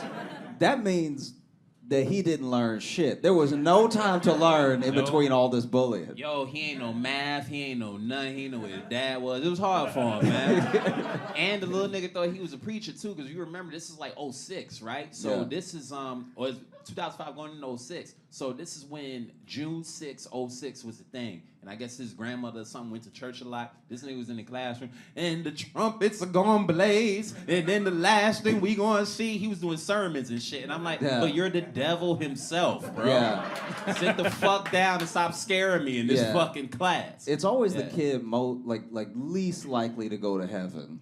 Boom. I wonder if he dead yet. Does he not have Facebook? I wouldn't look up that shit. I'm Josh. You don't know, bro. I like people like that. Yeah. I'm all for growing and like surpassing things. With you, but man, him. Hey, I don't wish bad on nobody. But man, I don't wish no good on that motherfucker. Oh, man. It sounds like you actively pray against him at night. You know what? I wouldn't actively pray against nobody. Because God would tell me, I'm from one of those families. But if anybody ever, I don't know how long it takes prayers to get answered. But if them shits got to go to a certain part of the universe, I prayed a long time ago. So we'll see. We'll see what happened in the next couple of years. That motherfucker get into a car accident and it combust. That was all me. He passed on some X-Men shit. That was all me. I love when our podcast becomes evidence. Yeah. Always makes me happy knowing that this will be like played in he's front of towing court. the line though. It's really on the line, It's really on fate if we be honest. because you really can't prosecute prayer. That's one of those things where you're like, I very much hoped this would happen, but I was not there, Your Honor. You know what though? I shouldn't put that energy out there. I really don't hope anything happens to him. I hope wherever he is, he's free, he's safe, and I hope he found his pops, man. And he killed him. I was running away! Bye-bye! There's a hip-hop song called 24 Hours to Live. There's that line. Y'all know 24 Hours to Live. Fuck it. Song by Mace. It's all good. Mace is probably the crossover between this demographic and Mace is probably pretty slim. Swinging them and hitting them. Yeah. The Venn diagram is barely a line laying over. You're not wrong. Shit, Yeah. they Whatever want a happened Rugrats to song. Mace? Is he all right? He's all right. He just put out this song against Diddy recently. Recently, okay. So if you don't Against know, Diddy recently? yeah, this Huh. which is Didn't Diddy's life go against Diddy enough? Like, yeah. I don't really get Mace's whole thing is that way back in the day, Diddy had all of his publishing, and so he gave him like 10% of his own publishing, but he also had the master. So then Mace made almost no money off of all of his music, which was selling worldwide. So he has basically the same gripe as any other artist. quick survey: who's picturing Mace Windu right now from Star Wars? I just wanted to check. See a couple of knowing smiles. Okay, Yeah. just wanted to see who If was. you don't know who the rapper Mace is, just imagine any barber. Like he, Yo, fuck off, nigga. Mace has one of the least recognizable faces I've ever seen in my entire life. Nah, bro, I'm from Harlem. I can't let you do that, man. Hell no. Hell no. Mace looked like, yo, every nigga that in the 90s, like, you could tell wasn't the fighter, but wasn't the super corny dude, looked like Mace, man. Yeah, They yeah. had something way too shiny, fucking waves in their hair. Yeah. And they fuck your girl on occasion. Like, that's Mace. That grimy dude that when he gets caught, he moves away. Yeah. He left Harlem because of that shit. Yeah. Supposedly. I was like 3 years old. Fuck do I know. Alright. But yeah, so he's very upset with Diddy, and then he finally made a bunch of money. I had to be doing something else, like had to be doing something not rapping, and then offered Diddy to buy all of his artistic license to like all of his work back, like all the intellectual property, and then Diddy said no. And then now, and that was like last year, and he did this whole tweet about it, explaining everything, and how the record contract that he signed was horrible and exploitive. And then this year, in the music apparently- industry? yeah, like What? Like I can't think if you need any insight on Mace's career, the lateness with which he has done this is like kind of indicative of his music as well. Like it's like he is using a time machine wrong, you know? Like he's like, I gotta go into the future to warn them. It's like, oh no, that's not how it works. You're supposed to go back and all right. Family, thank y'all so much for letting me spend some time with Thank you, you, Josh. Josh. Oh, you go, it was yeah. a pleasure. Yeah, thank you Thanks so much. much. Make some noise for Nico White, please. Make some noise for your host. Thank you, man. Thank you. Yeah, it's. You want to scoot over a little bit so now we're just not weirdly just you and me over yeah, here? I mean, I can scoot over a touch. There we go. This week has been a bit wild for me because Oh, now I'm far from my drink. I Did have it to to be very yourself. careful with this table. how full is it? Oh, okay. The week has been wild because I don't know if anybody else saw this, but Uber Pool is back. It's called Uber Share now. It's under a different banner. It's called Uber Share because, like I was saying before, with the evil of a corporate mind, they have brought back Uber Pool. But back in the day, Uber Pool used to just let you have the price for the pool, and then if no one else hopped in the pool, you would just get that price because you were willing to be taken out of your way. Now with Uber Share, it seems, I don't know if I have this right, but it seems that you're really just getting an Uber X, and the price only goes down if someone else gets picked up, which is not up to you, right? So you could pay full price and just make it home with a regular ride, Okay. or you could get 20% off because other people got picked up. What a shitty lottery. Yeah, yeah. It's gonna be. I hope like, someone gets in this car. Like that's. That I really hope I get taken out of my way from home and someone coughs all over me. That would be the dream. And so for $2. for two, I hope I saved $2 to catch something. That's what I. for almost no difference. And so basically, I was taking an Uber Share because I was nostalgic of the time before COVID when strangers would ride in cars together and ignore each other. And so I take this Uber Share, and we're doing pretty good. It looks like I'm not going to get the discount, getting almost all the way to the bridge. I was at the stand. I'm getting back to Brooklyn, where I live, And before we get there, the driver turns around and he's like, "Hey, are you picking up a friend or something? It just changed the thing on me. Like, is this you?" And I was like, "No, I didn't add a stop or anything. It's Uber Share." Like, so I just started explaining Uber Share because he didn't know what it was. He was like, "What is this? Are you picking up your friend right now? Why is it changing the directions on me?" Right? And like, his English is good, but I'm trying to make sure I'm being His very English clear. is good, but the concept is stupid. So it's like, yeah. That's what I'm saying. That's kind of what I'm saying. It's like Yeah. the concept is so dumb that I'm like, I need to explain this so clearly because there's no language barrier here, sir. And I'm sure this doesn't make he's even sense. probably just like, I must be missing something. Yeah. Here. I must be. And so there must be a term I don't know. I like fully explain it of just like it's back like because he hasn't been driving for Uber that long, so he doesn't remember pool. So then I had to explain pool and then share, and then and this is all while we're driving. He's looking at me too much because he really wants to, instead of just using the mirror to look up at me from the mirror and in front, he's fully turning around. Oh, that's good. At times where we're not at the red yet. Like he'll see it turn red and be like, "So what were you saying?" And so that's happening.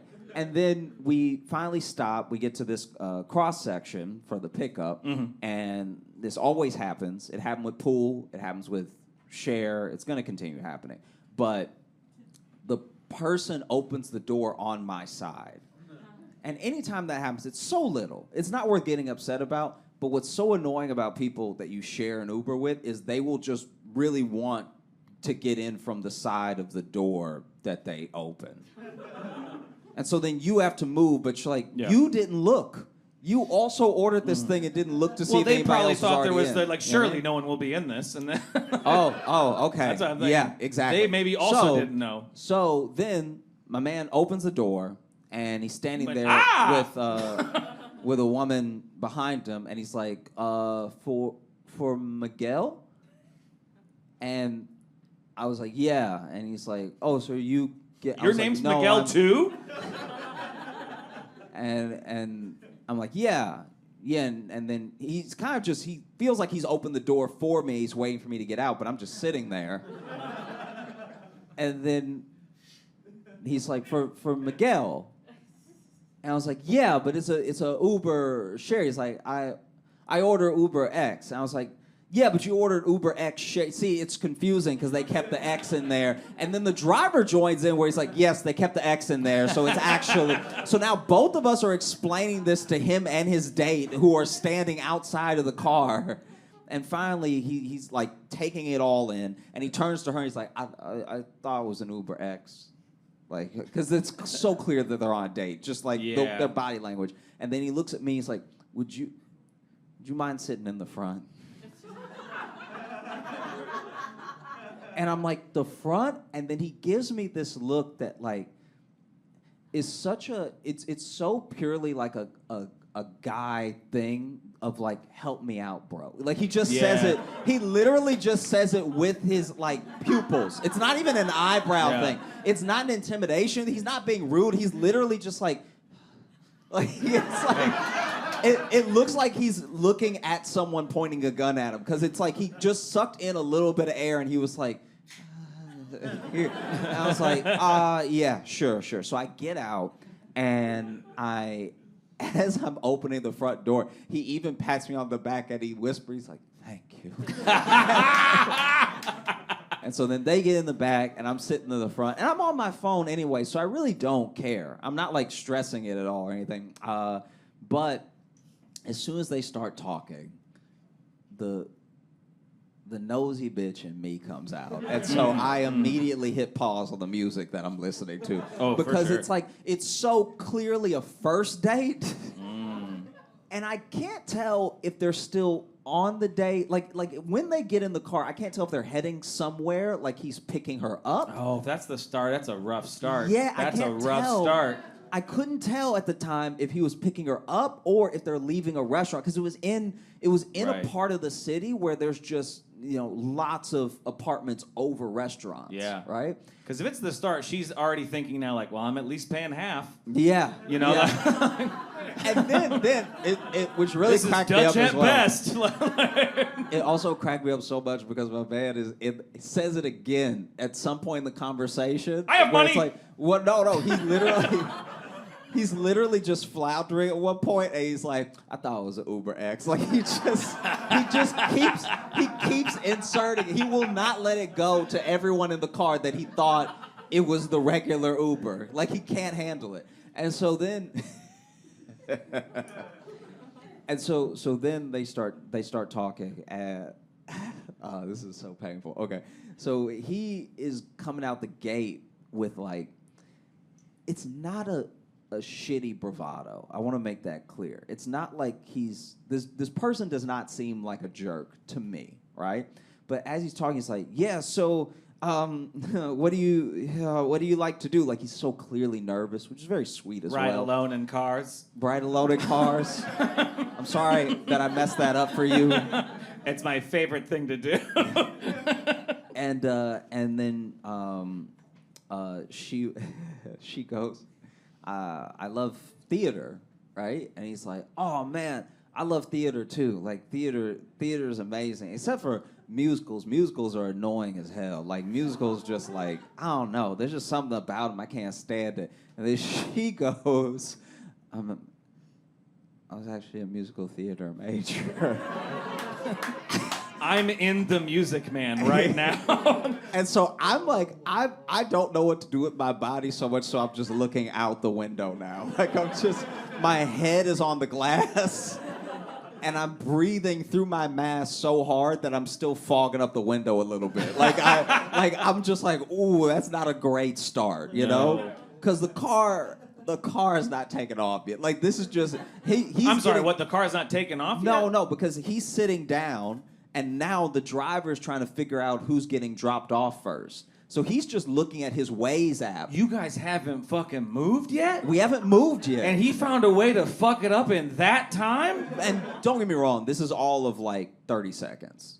So that thing, like, they sit down and that he's also like, makes so it worse. what He's like, oh, I can't believe it. This is an Uber X. I fucking hate musicals. Yeah. Like, that's a lot to cram in to a short amount of time. It happens so fast. And then we take off, and none of the conversation is, like, ideal. Like none of it. Not after that. None of it is going well. And so, because then he even tries to save it where he's like, oh, so, like, what were you in, you know? And then she starts listing these musicals that she did wherever she's from. Right. And finally, she hits one of them, and he's like, oh, I love Come From Away.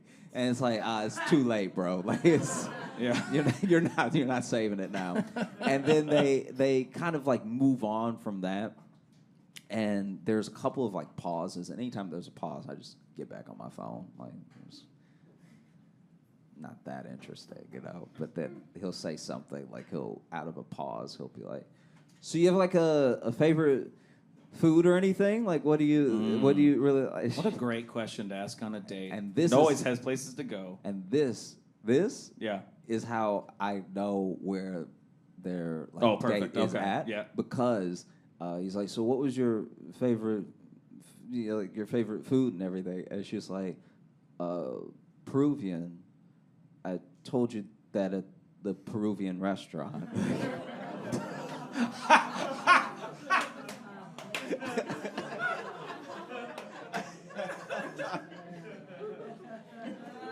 And at this point, I can't even breathe. Like I'm like so stressed out for this man and this woman in the back that I'm like genuinely in my head. I'm like, I should be back there. Like that would have broken up the tension. If I was even sitting in between them, that would be better than what's happening right now. Like he's just been left to his own devices, and it is fucking his world up. Okay.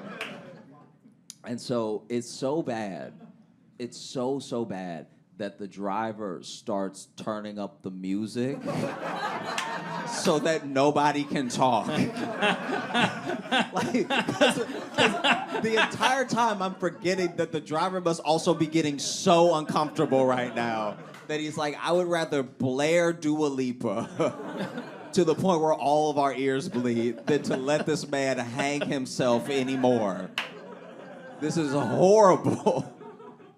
And the music's playing for like maybe 3 songs. Yeah. And then out of nowhere, he's kind of like, hey, could you turn it down? To which I'm sure everyone in the car in their head was like, don't make us do this. Come on, man. And then he's, You got show tunes? Yeah. I love musicals.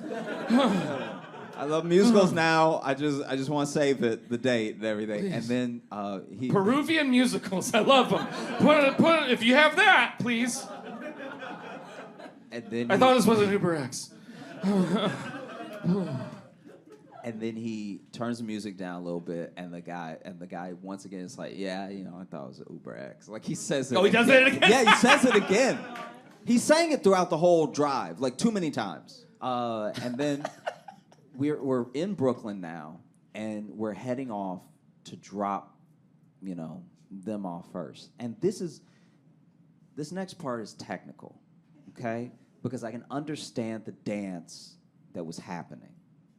When you order an Uber X, you can add or change a stop, right?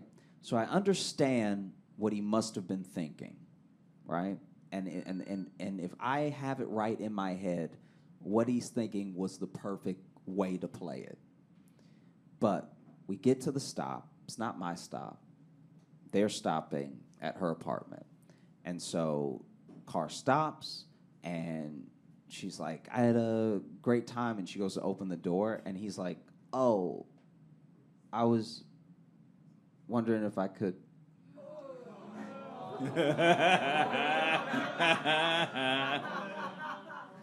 If I could, come up, we hang out a little bit more. And then she goes, oh, I had a great time and everything, but Can I be honest? You looking at me and saying this feels like you're breaking up with me. Yeah. And it's palpable enough that like this situation sucks. It's so painful, and me and the driver made eye contact.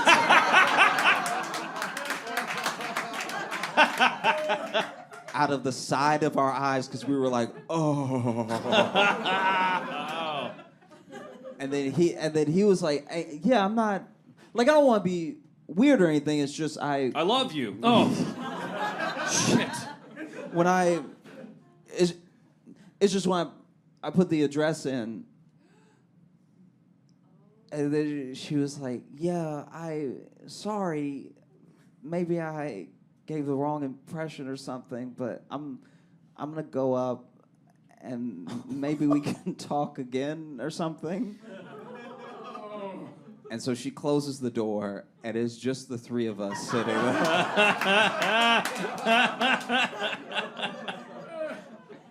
And so he's like, he looks at me. He's like, thanks for sitting up front, man. Like, I was like, and I was like, oh yeah. I mean, I really was trying to make it better. Like, in the moment, I was trying to keep it light, because this person is clearly devastated, and that's very embarrassing, because he made some missteps, but once again, he did not seem like a douchey, asshole, right? And so I was like, as a joke, I was like, yeah, I mean, if only you could come home with me, you know what I mean? Like,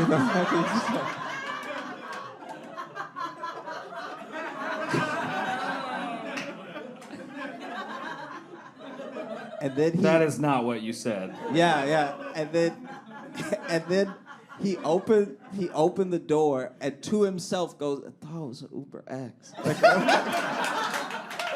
Well, that's better than can I? Yeah. But yeah, it was rough. And then I didn't know what to do, so I just stayed in the front with the driver for the rest of the time. And we were both just airing it out. Like, we were both just you guys just talk about it? Yeah, then? we talked about it. Absolutely, How could we not talk about it? I know, yeah. He was like, I couldn't believe, and I was like, when he sat down.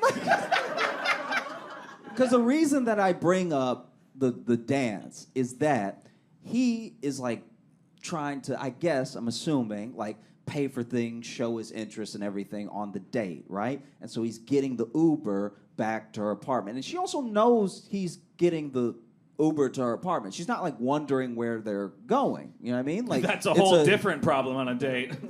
No, but you know what I mean? Like it's like if Take me to question mark. if the date is over and your date's ordering the Uber Yeah. and they put your address, you know that they're getting the Uber for your place. You know what I mean? Right, but right. when it's an Uber X, you can add a stop, which means if she didn't want him to come up, he can now just add a stop to his apartment and head home. But because it's Uber share, you can't do that. So we drove off from him just sort of standing on the sidewalk. And I was In like, front of her "That's- place? Or Yeah. Ordering another Uber. That's not good if she looks out the window. Yeah, no, it looks horrible, but it's She like looks he out, can't- oh God, he can't- didn't go. I mean, he basically doesn't exist in the car now because he's supposed to get out Right. at the stop he orders. Yeah. And so you can't add a stop, and so what a shame. Yeah. No, it is. It's just sad because if it was an X, he could be like, "Oh, okay, I read it wrong. Let me add a stop," and then he goes Right, home. right, yeah. But now he has to get out. He can't come to my place, Right. and he's not. Even though you invited him. Yeah, even though I invited him, but he's not. He could have. But he's not supposed to be in the Right, the right. car anymore, so he has to get out. And so yeah, but then the driver and I were just like, then the driver was also like, the driver was also like, when you're on a date, just say nothing. And I was like, wow, that is in a weird way better advice. Yeah. I mean, Like I understand what he was trying to say, where he was Right. like, man, in this whole situation, I would have just said nothing in the car. or at least not have such hard opinions. Like that's the thing too. Yeah. It's just like, oh, musicals. I fucking hate those. Oh, what? Like don't Yeah, don't yeah. come out the gate. You got to be kind of in the gray area until you know. But it's especially too like, I'm not saying he's trash or anything, but he's clearly has wild misguided confidence.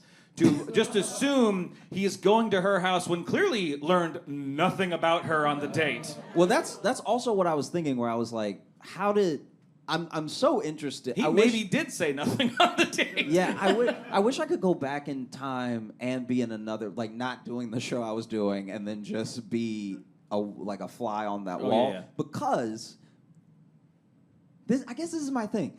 The date seemed, at some point at least, to be going well enough that I actually think he was about to come up with her if he didn't say the musical theater thing. If it was an because Uber think about it. X. Think about it. If you're on a date with someone and you've given them your address, they're on the way together. He didn't order her an Uber and then get a lift for himself. They're both in the Uber going to her Which address. is frankly 20 times funnier. That on the ride to her apartment That's what I'm saying. is where he fucked it up. That's what I'm saying. That's so much funnier. That has to be what happened. If she's just like, I like him a lot, and you know what? I Yeah. never do this. I'm but not- I'm gonna invite him up, and like, there's another guy here, huh? There's another guy here, and I hate what you do. Does that make sense? What I'm saying? That is, they were definitely about. He messed it up at like the 90%. He was so close. Oh yeah, no, yeah. What a shame. So then, a different time now. We're talking about pre-pandemic, when I took one of my favorite Uber pools. So people, especially in LA, would give me trouble all the time. They would always like make fun of me for taking Uber pools all the time because I would leave early. I would leave early just to take the pool, just to have the padding, instead of just getting an Uber, right? Right. And I don't know. I just usually did it to like have experiences and meet people and stuff. Yeah, that's a weird thing about you. Well, I'm just saying it was like No one else here relates to that. All right. I take him because I like making friends. Like that's Yeah. no, it's.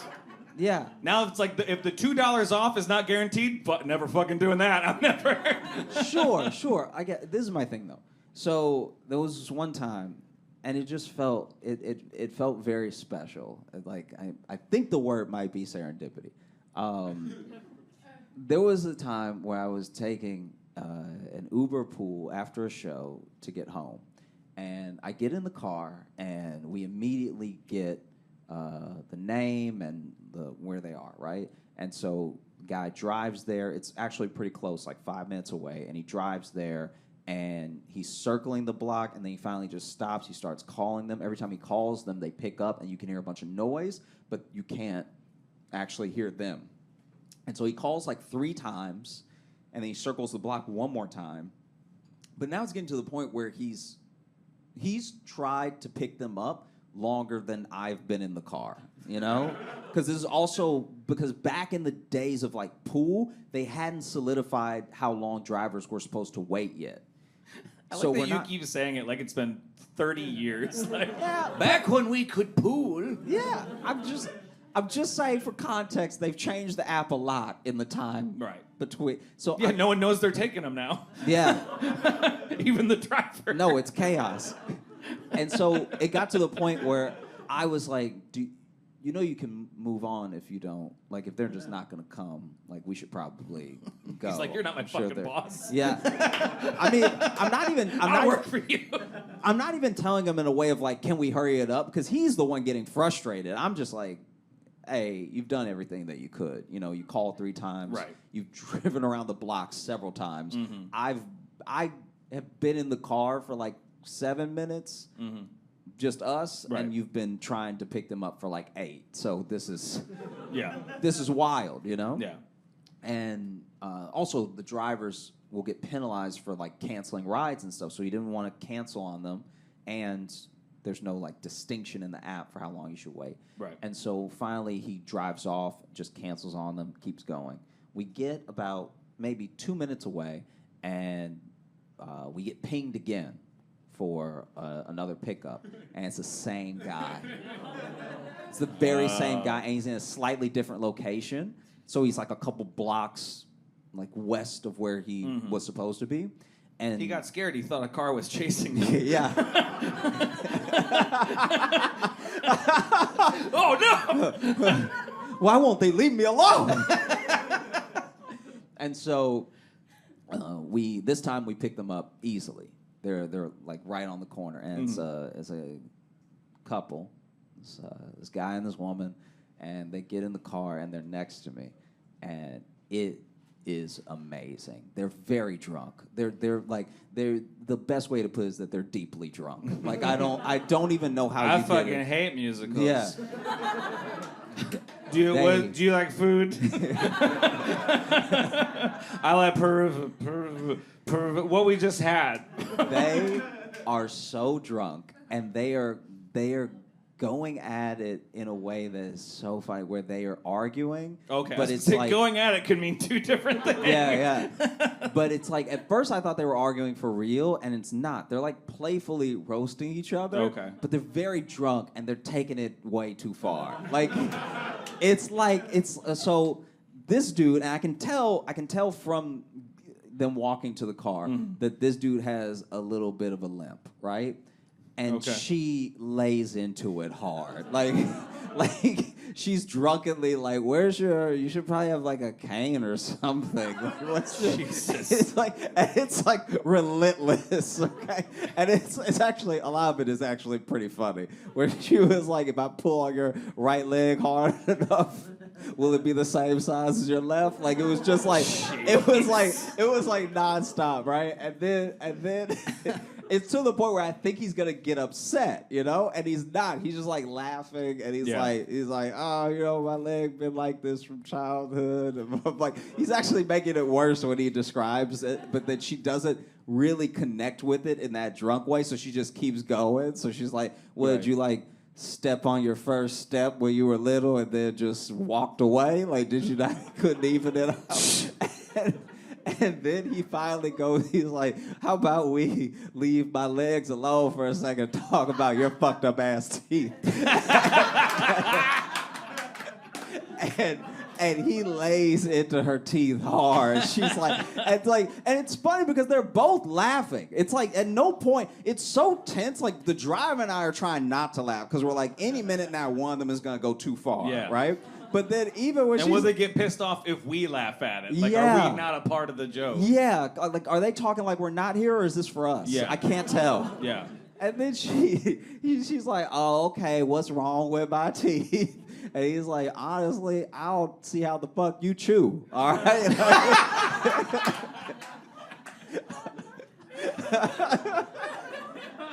I made you a sandwich yesterday. Your bite mark looked like a boot print.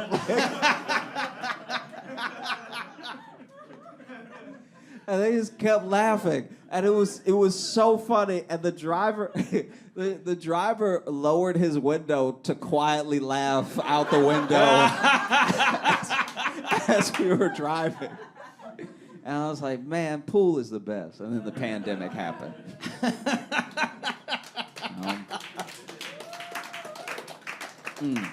So we've only got a little bit of time left, but should we open up the mailbag quick? Yeah, they like it. There we go. All right, so I definitely want to at least get this one in here because this one is from Ray, who I believe is here. Ray, you here? Here. Okay. Hey. There we go. I was about to be like, well, I hope he fucking bought a ticket. I hope he's at least missing out. No. Hi, Ray. How you doing? Awesome. Well, thanks for coming. Thanks for sending an email. So I'll read out what you sent here, and then maybe we'll have some follow-up questions if we need to. Okay. So this is it says, "Cheers, J-Lo." Okay. That's us. We go by J-Lo sometimes. We don't in the world. Yeah, but we're much less famous. J-Lo. You. Now you said J-Lo there. I was hesitant to say J-Lo. You thought if we said it 3 times, we'd summon her? Sometimes I wonder if J-Lo listens. And so I just want her to like us.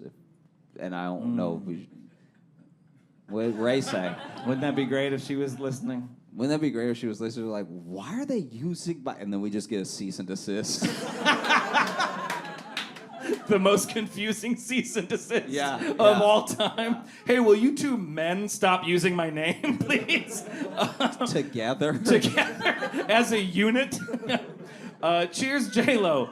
So what is a survival tactic that metropolitan cities like Chicago and New York City taught you guys that you take with you everywhere? Now, they also have their own example here. So, mine is not responding to anyone too eager for my attention, and that is a very good one. That is a very good one. Jesus of Nazareth could be trying to sell me his mixtape, detailing how to get into heaven, and I'd probably raise the volume on my headphones before I react. I've gotten caught in too many conversation scams while living here, especially because I have an English accent, so they think I'm a tourist. And then the next part's just a compliment. Do you want me to read that? Just kind of for us. I guess so, to get the full all right experience. Because Raven wrote, this next part, he doesn't have to be read, but I don't really care. I just wanted to show appreciation for you guys. And I'm like, well, I'm a big enough narcissist to make them listen to it.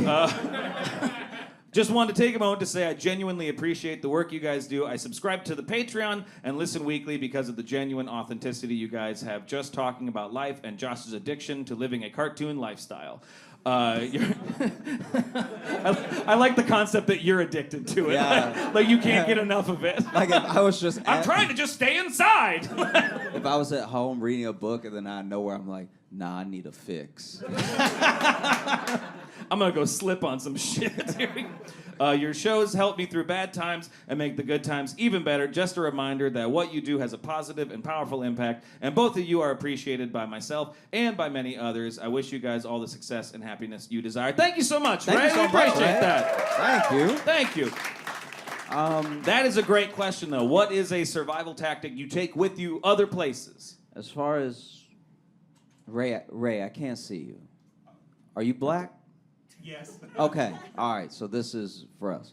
So I'll go. I found that in the city, when you're walking the city, this is already piggybacking off what you do, but I found that there's a different type of interaction you're about to have by how many times the person trying to get your attention calls you brother. Okay? First brother is just another black guy, right? Hey, brother, need something. What's the time? Whatever, right? Hey, brother, that is a little bit more precarious. Like that one, you might want to just turn up the volume like you do. Hey, brother, that is where you run. That is Like a brother is almost always drugs. That is something to be avoided. And then the other one I think I found is that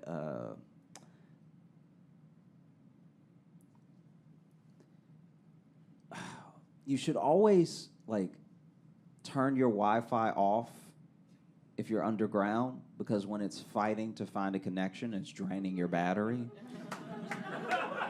And sometimes you'll take the train for 20 minutes and then walk up the stairs and be like, why do I have 20% less battery than when I left? And it's because of that. Oh. Yeah. It's like a real struggle. I like a good practical one, you know? It's just a good, like, this Yeah. is, I felt like one to confirm what you're already Yeah. doing is good, and then one that's just like someone didn't tell me one for way joke, too one long. real thing, yeah. One Yeah. for them, one for you. Yeah. Yeah. Yeah. What about you? One for me that I actually just utilized recently. It goes with people talking to you too. That if someone comes up and is clearly like trying to fuck with you, like they ask you a question to like trap you into like an answer one way or the other because they're gonna roast you or something like that, is if you give the most confusing answer possible, they don't know what to do next. This happened to me recently. I was in New York with my friend who doesn't listen to the show, and or in New York, I just said in Central Park. That one. I'm in New York now. God damn it. I live Midwest. And but we're sitting there, and this group of young men walk by, and one of them just looks at me, and it's very clearly like he's setting me up to like dunk on me in front of his friends.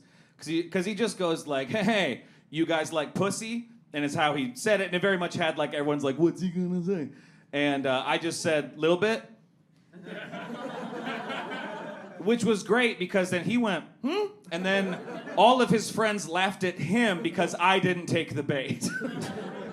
And Yeah. I use that in Chicago a lot too. People try to fuck with you, and then you just give them an answer and they go, I don't even, whatever. And then they just Yeah. walk away. Then they're disappointed. Yeah. Yeah. I think the last one I'll impart to you is this is very specific of cities. This one is actually like just a Chicago, New York, probably Seattle and Portland have train system. Anywhere with a train system, if a train car is empty, leave it empty. Because there's a reason that in a city with millions of people, no one Especially wants here. that car. Especially here. So sometimes it's poop. Sometimes it is poop. Sometimes it's poop. But every once in a while, it's a person. Every once in a while, it's a person so And they are crazy. pooping. Yeah.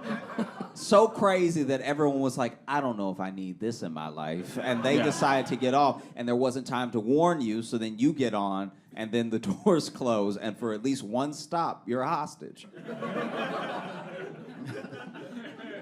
I'll do one more email and then we can get out of here because we're almost out of time. Let's real quick and just thank everybody for coming out Yeah, tonight. Thank you guys all so much for hanging out with us This has been great. late on a Wednesday. So this one is from Anissa. I don't think they're here. This was just sent separately. You here? Yeah, I thought so. This is just this one caught my eye, and I Yeah. thought this would be a good one to just read with the group here. So the title of this one just says, "I was reminded of my dead gerbil." I So, don't great really title. know what we did. I but think it's yeah. a great start.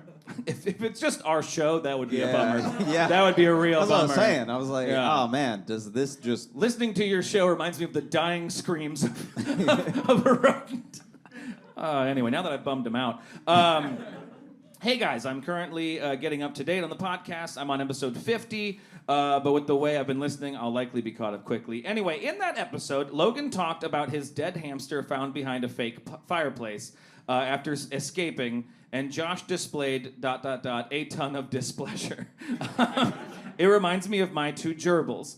To remind anybody who maybe either hasn't listened to that episode in a while or you haven't listened to it, we had a hamster and it escaped, and we had a fake fireplace where it was just a light bulb in fake plastic wood or whatever, and then we found the hamster when we smelled it, and just to word it quickly, but reminded me of my two gerbils. One of them was named Gino. Unfortunately, also great name for a gerbil. Yeah. Gino is a great gerbil name. Yeah, any alliteration you can get with an animal is Oh, probably Gino gonna the be- gerbil? Yeah. Come on. Yeah. Unfortunately, they both escaped one day, as small animals like that are to do, and for days we could not find Gino specifically. Well, my mother had a pallet bed at the time, and one pallet would lift slightly until you laid on it. Well, yep. Figured I'd pause, just let everyone catch up for a second. You may know where this goes, is what the email says.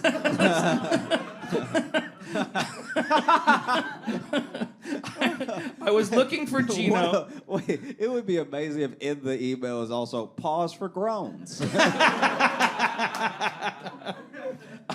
I was looking for Gino still and sat on her bed.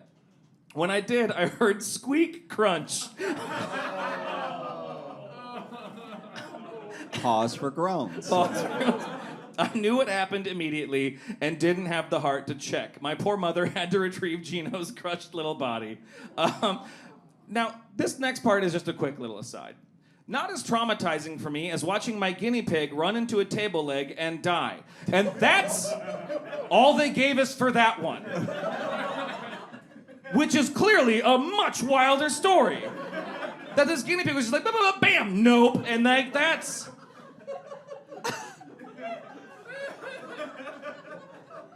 The guinea pig concussed itself to death.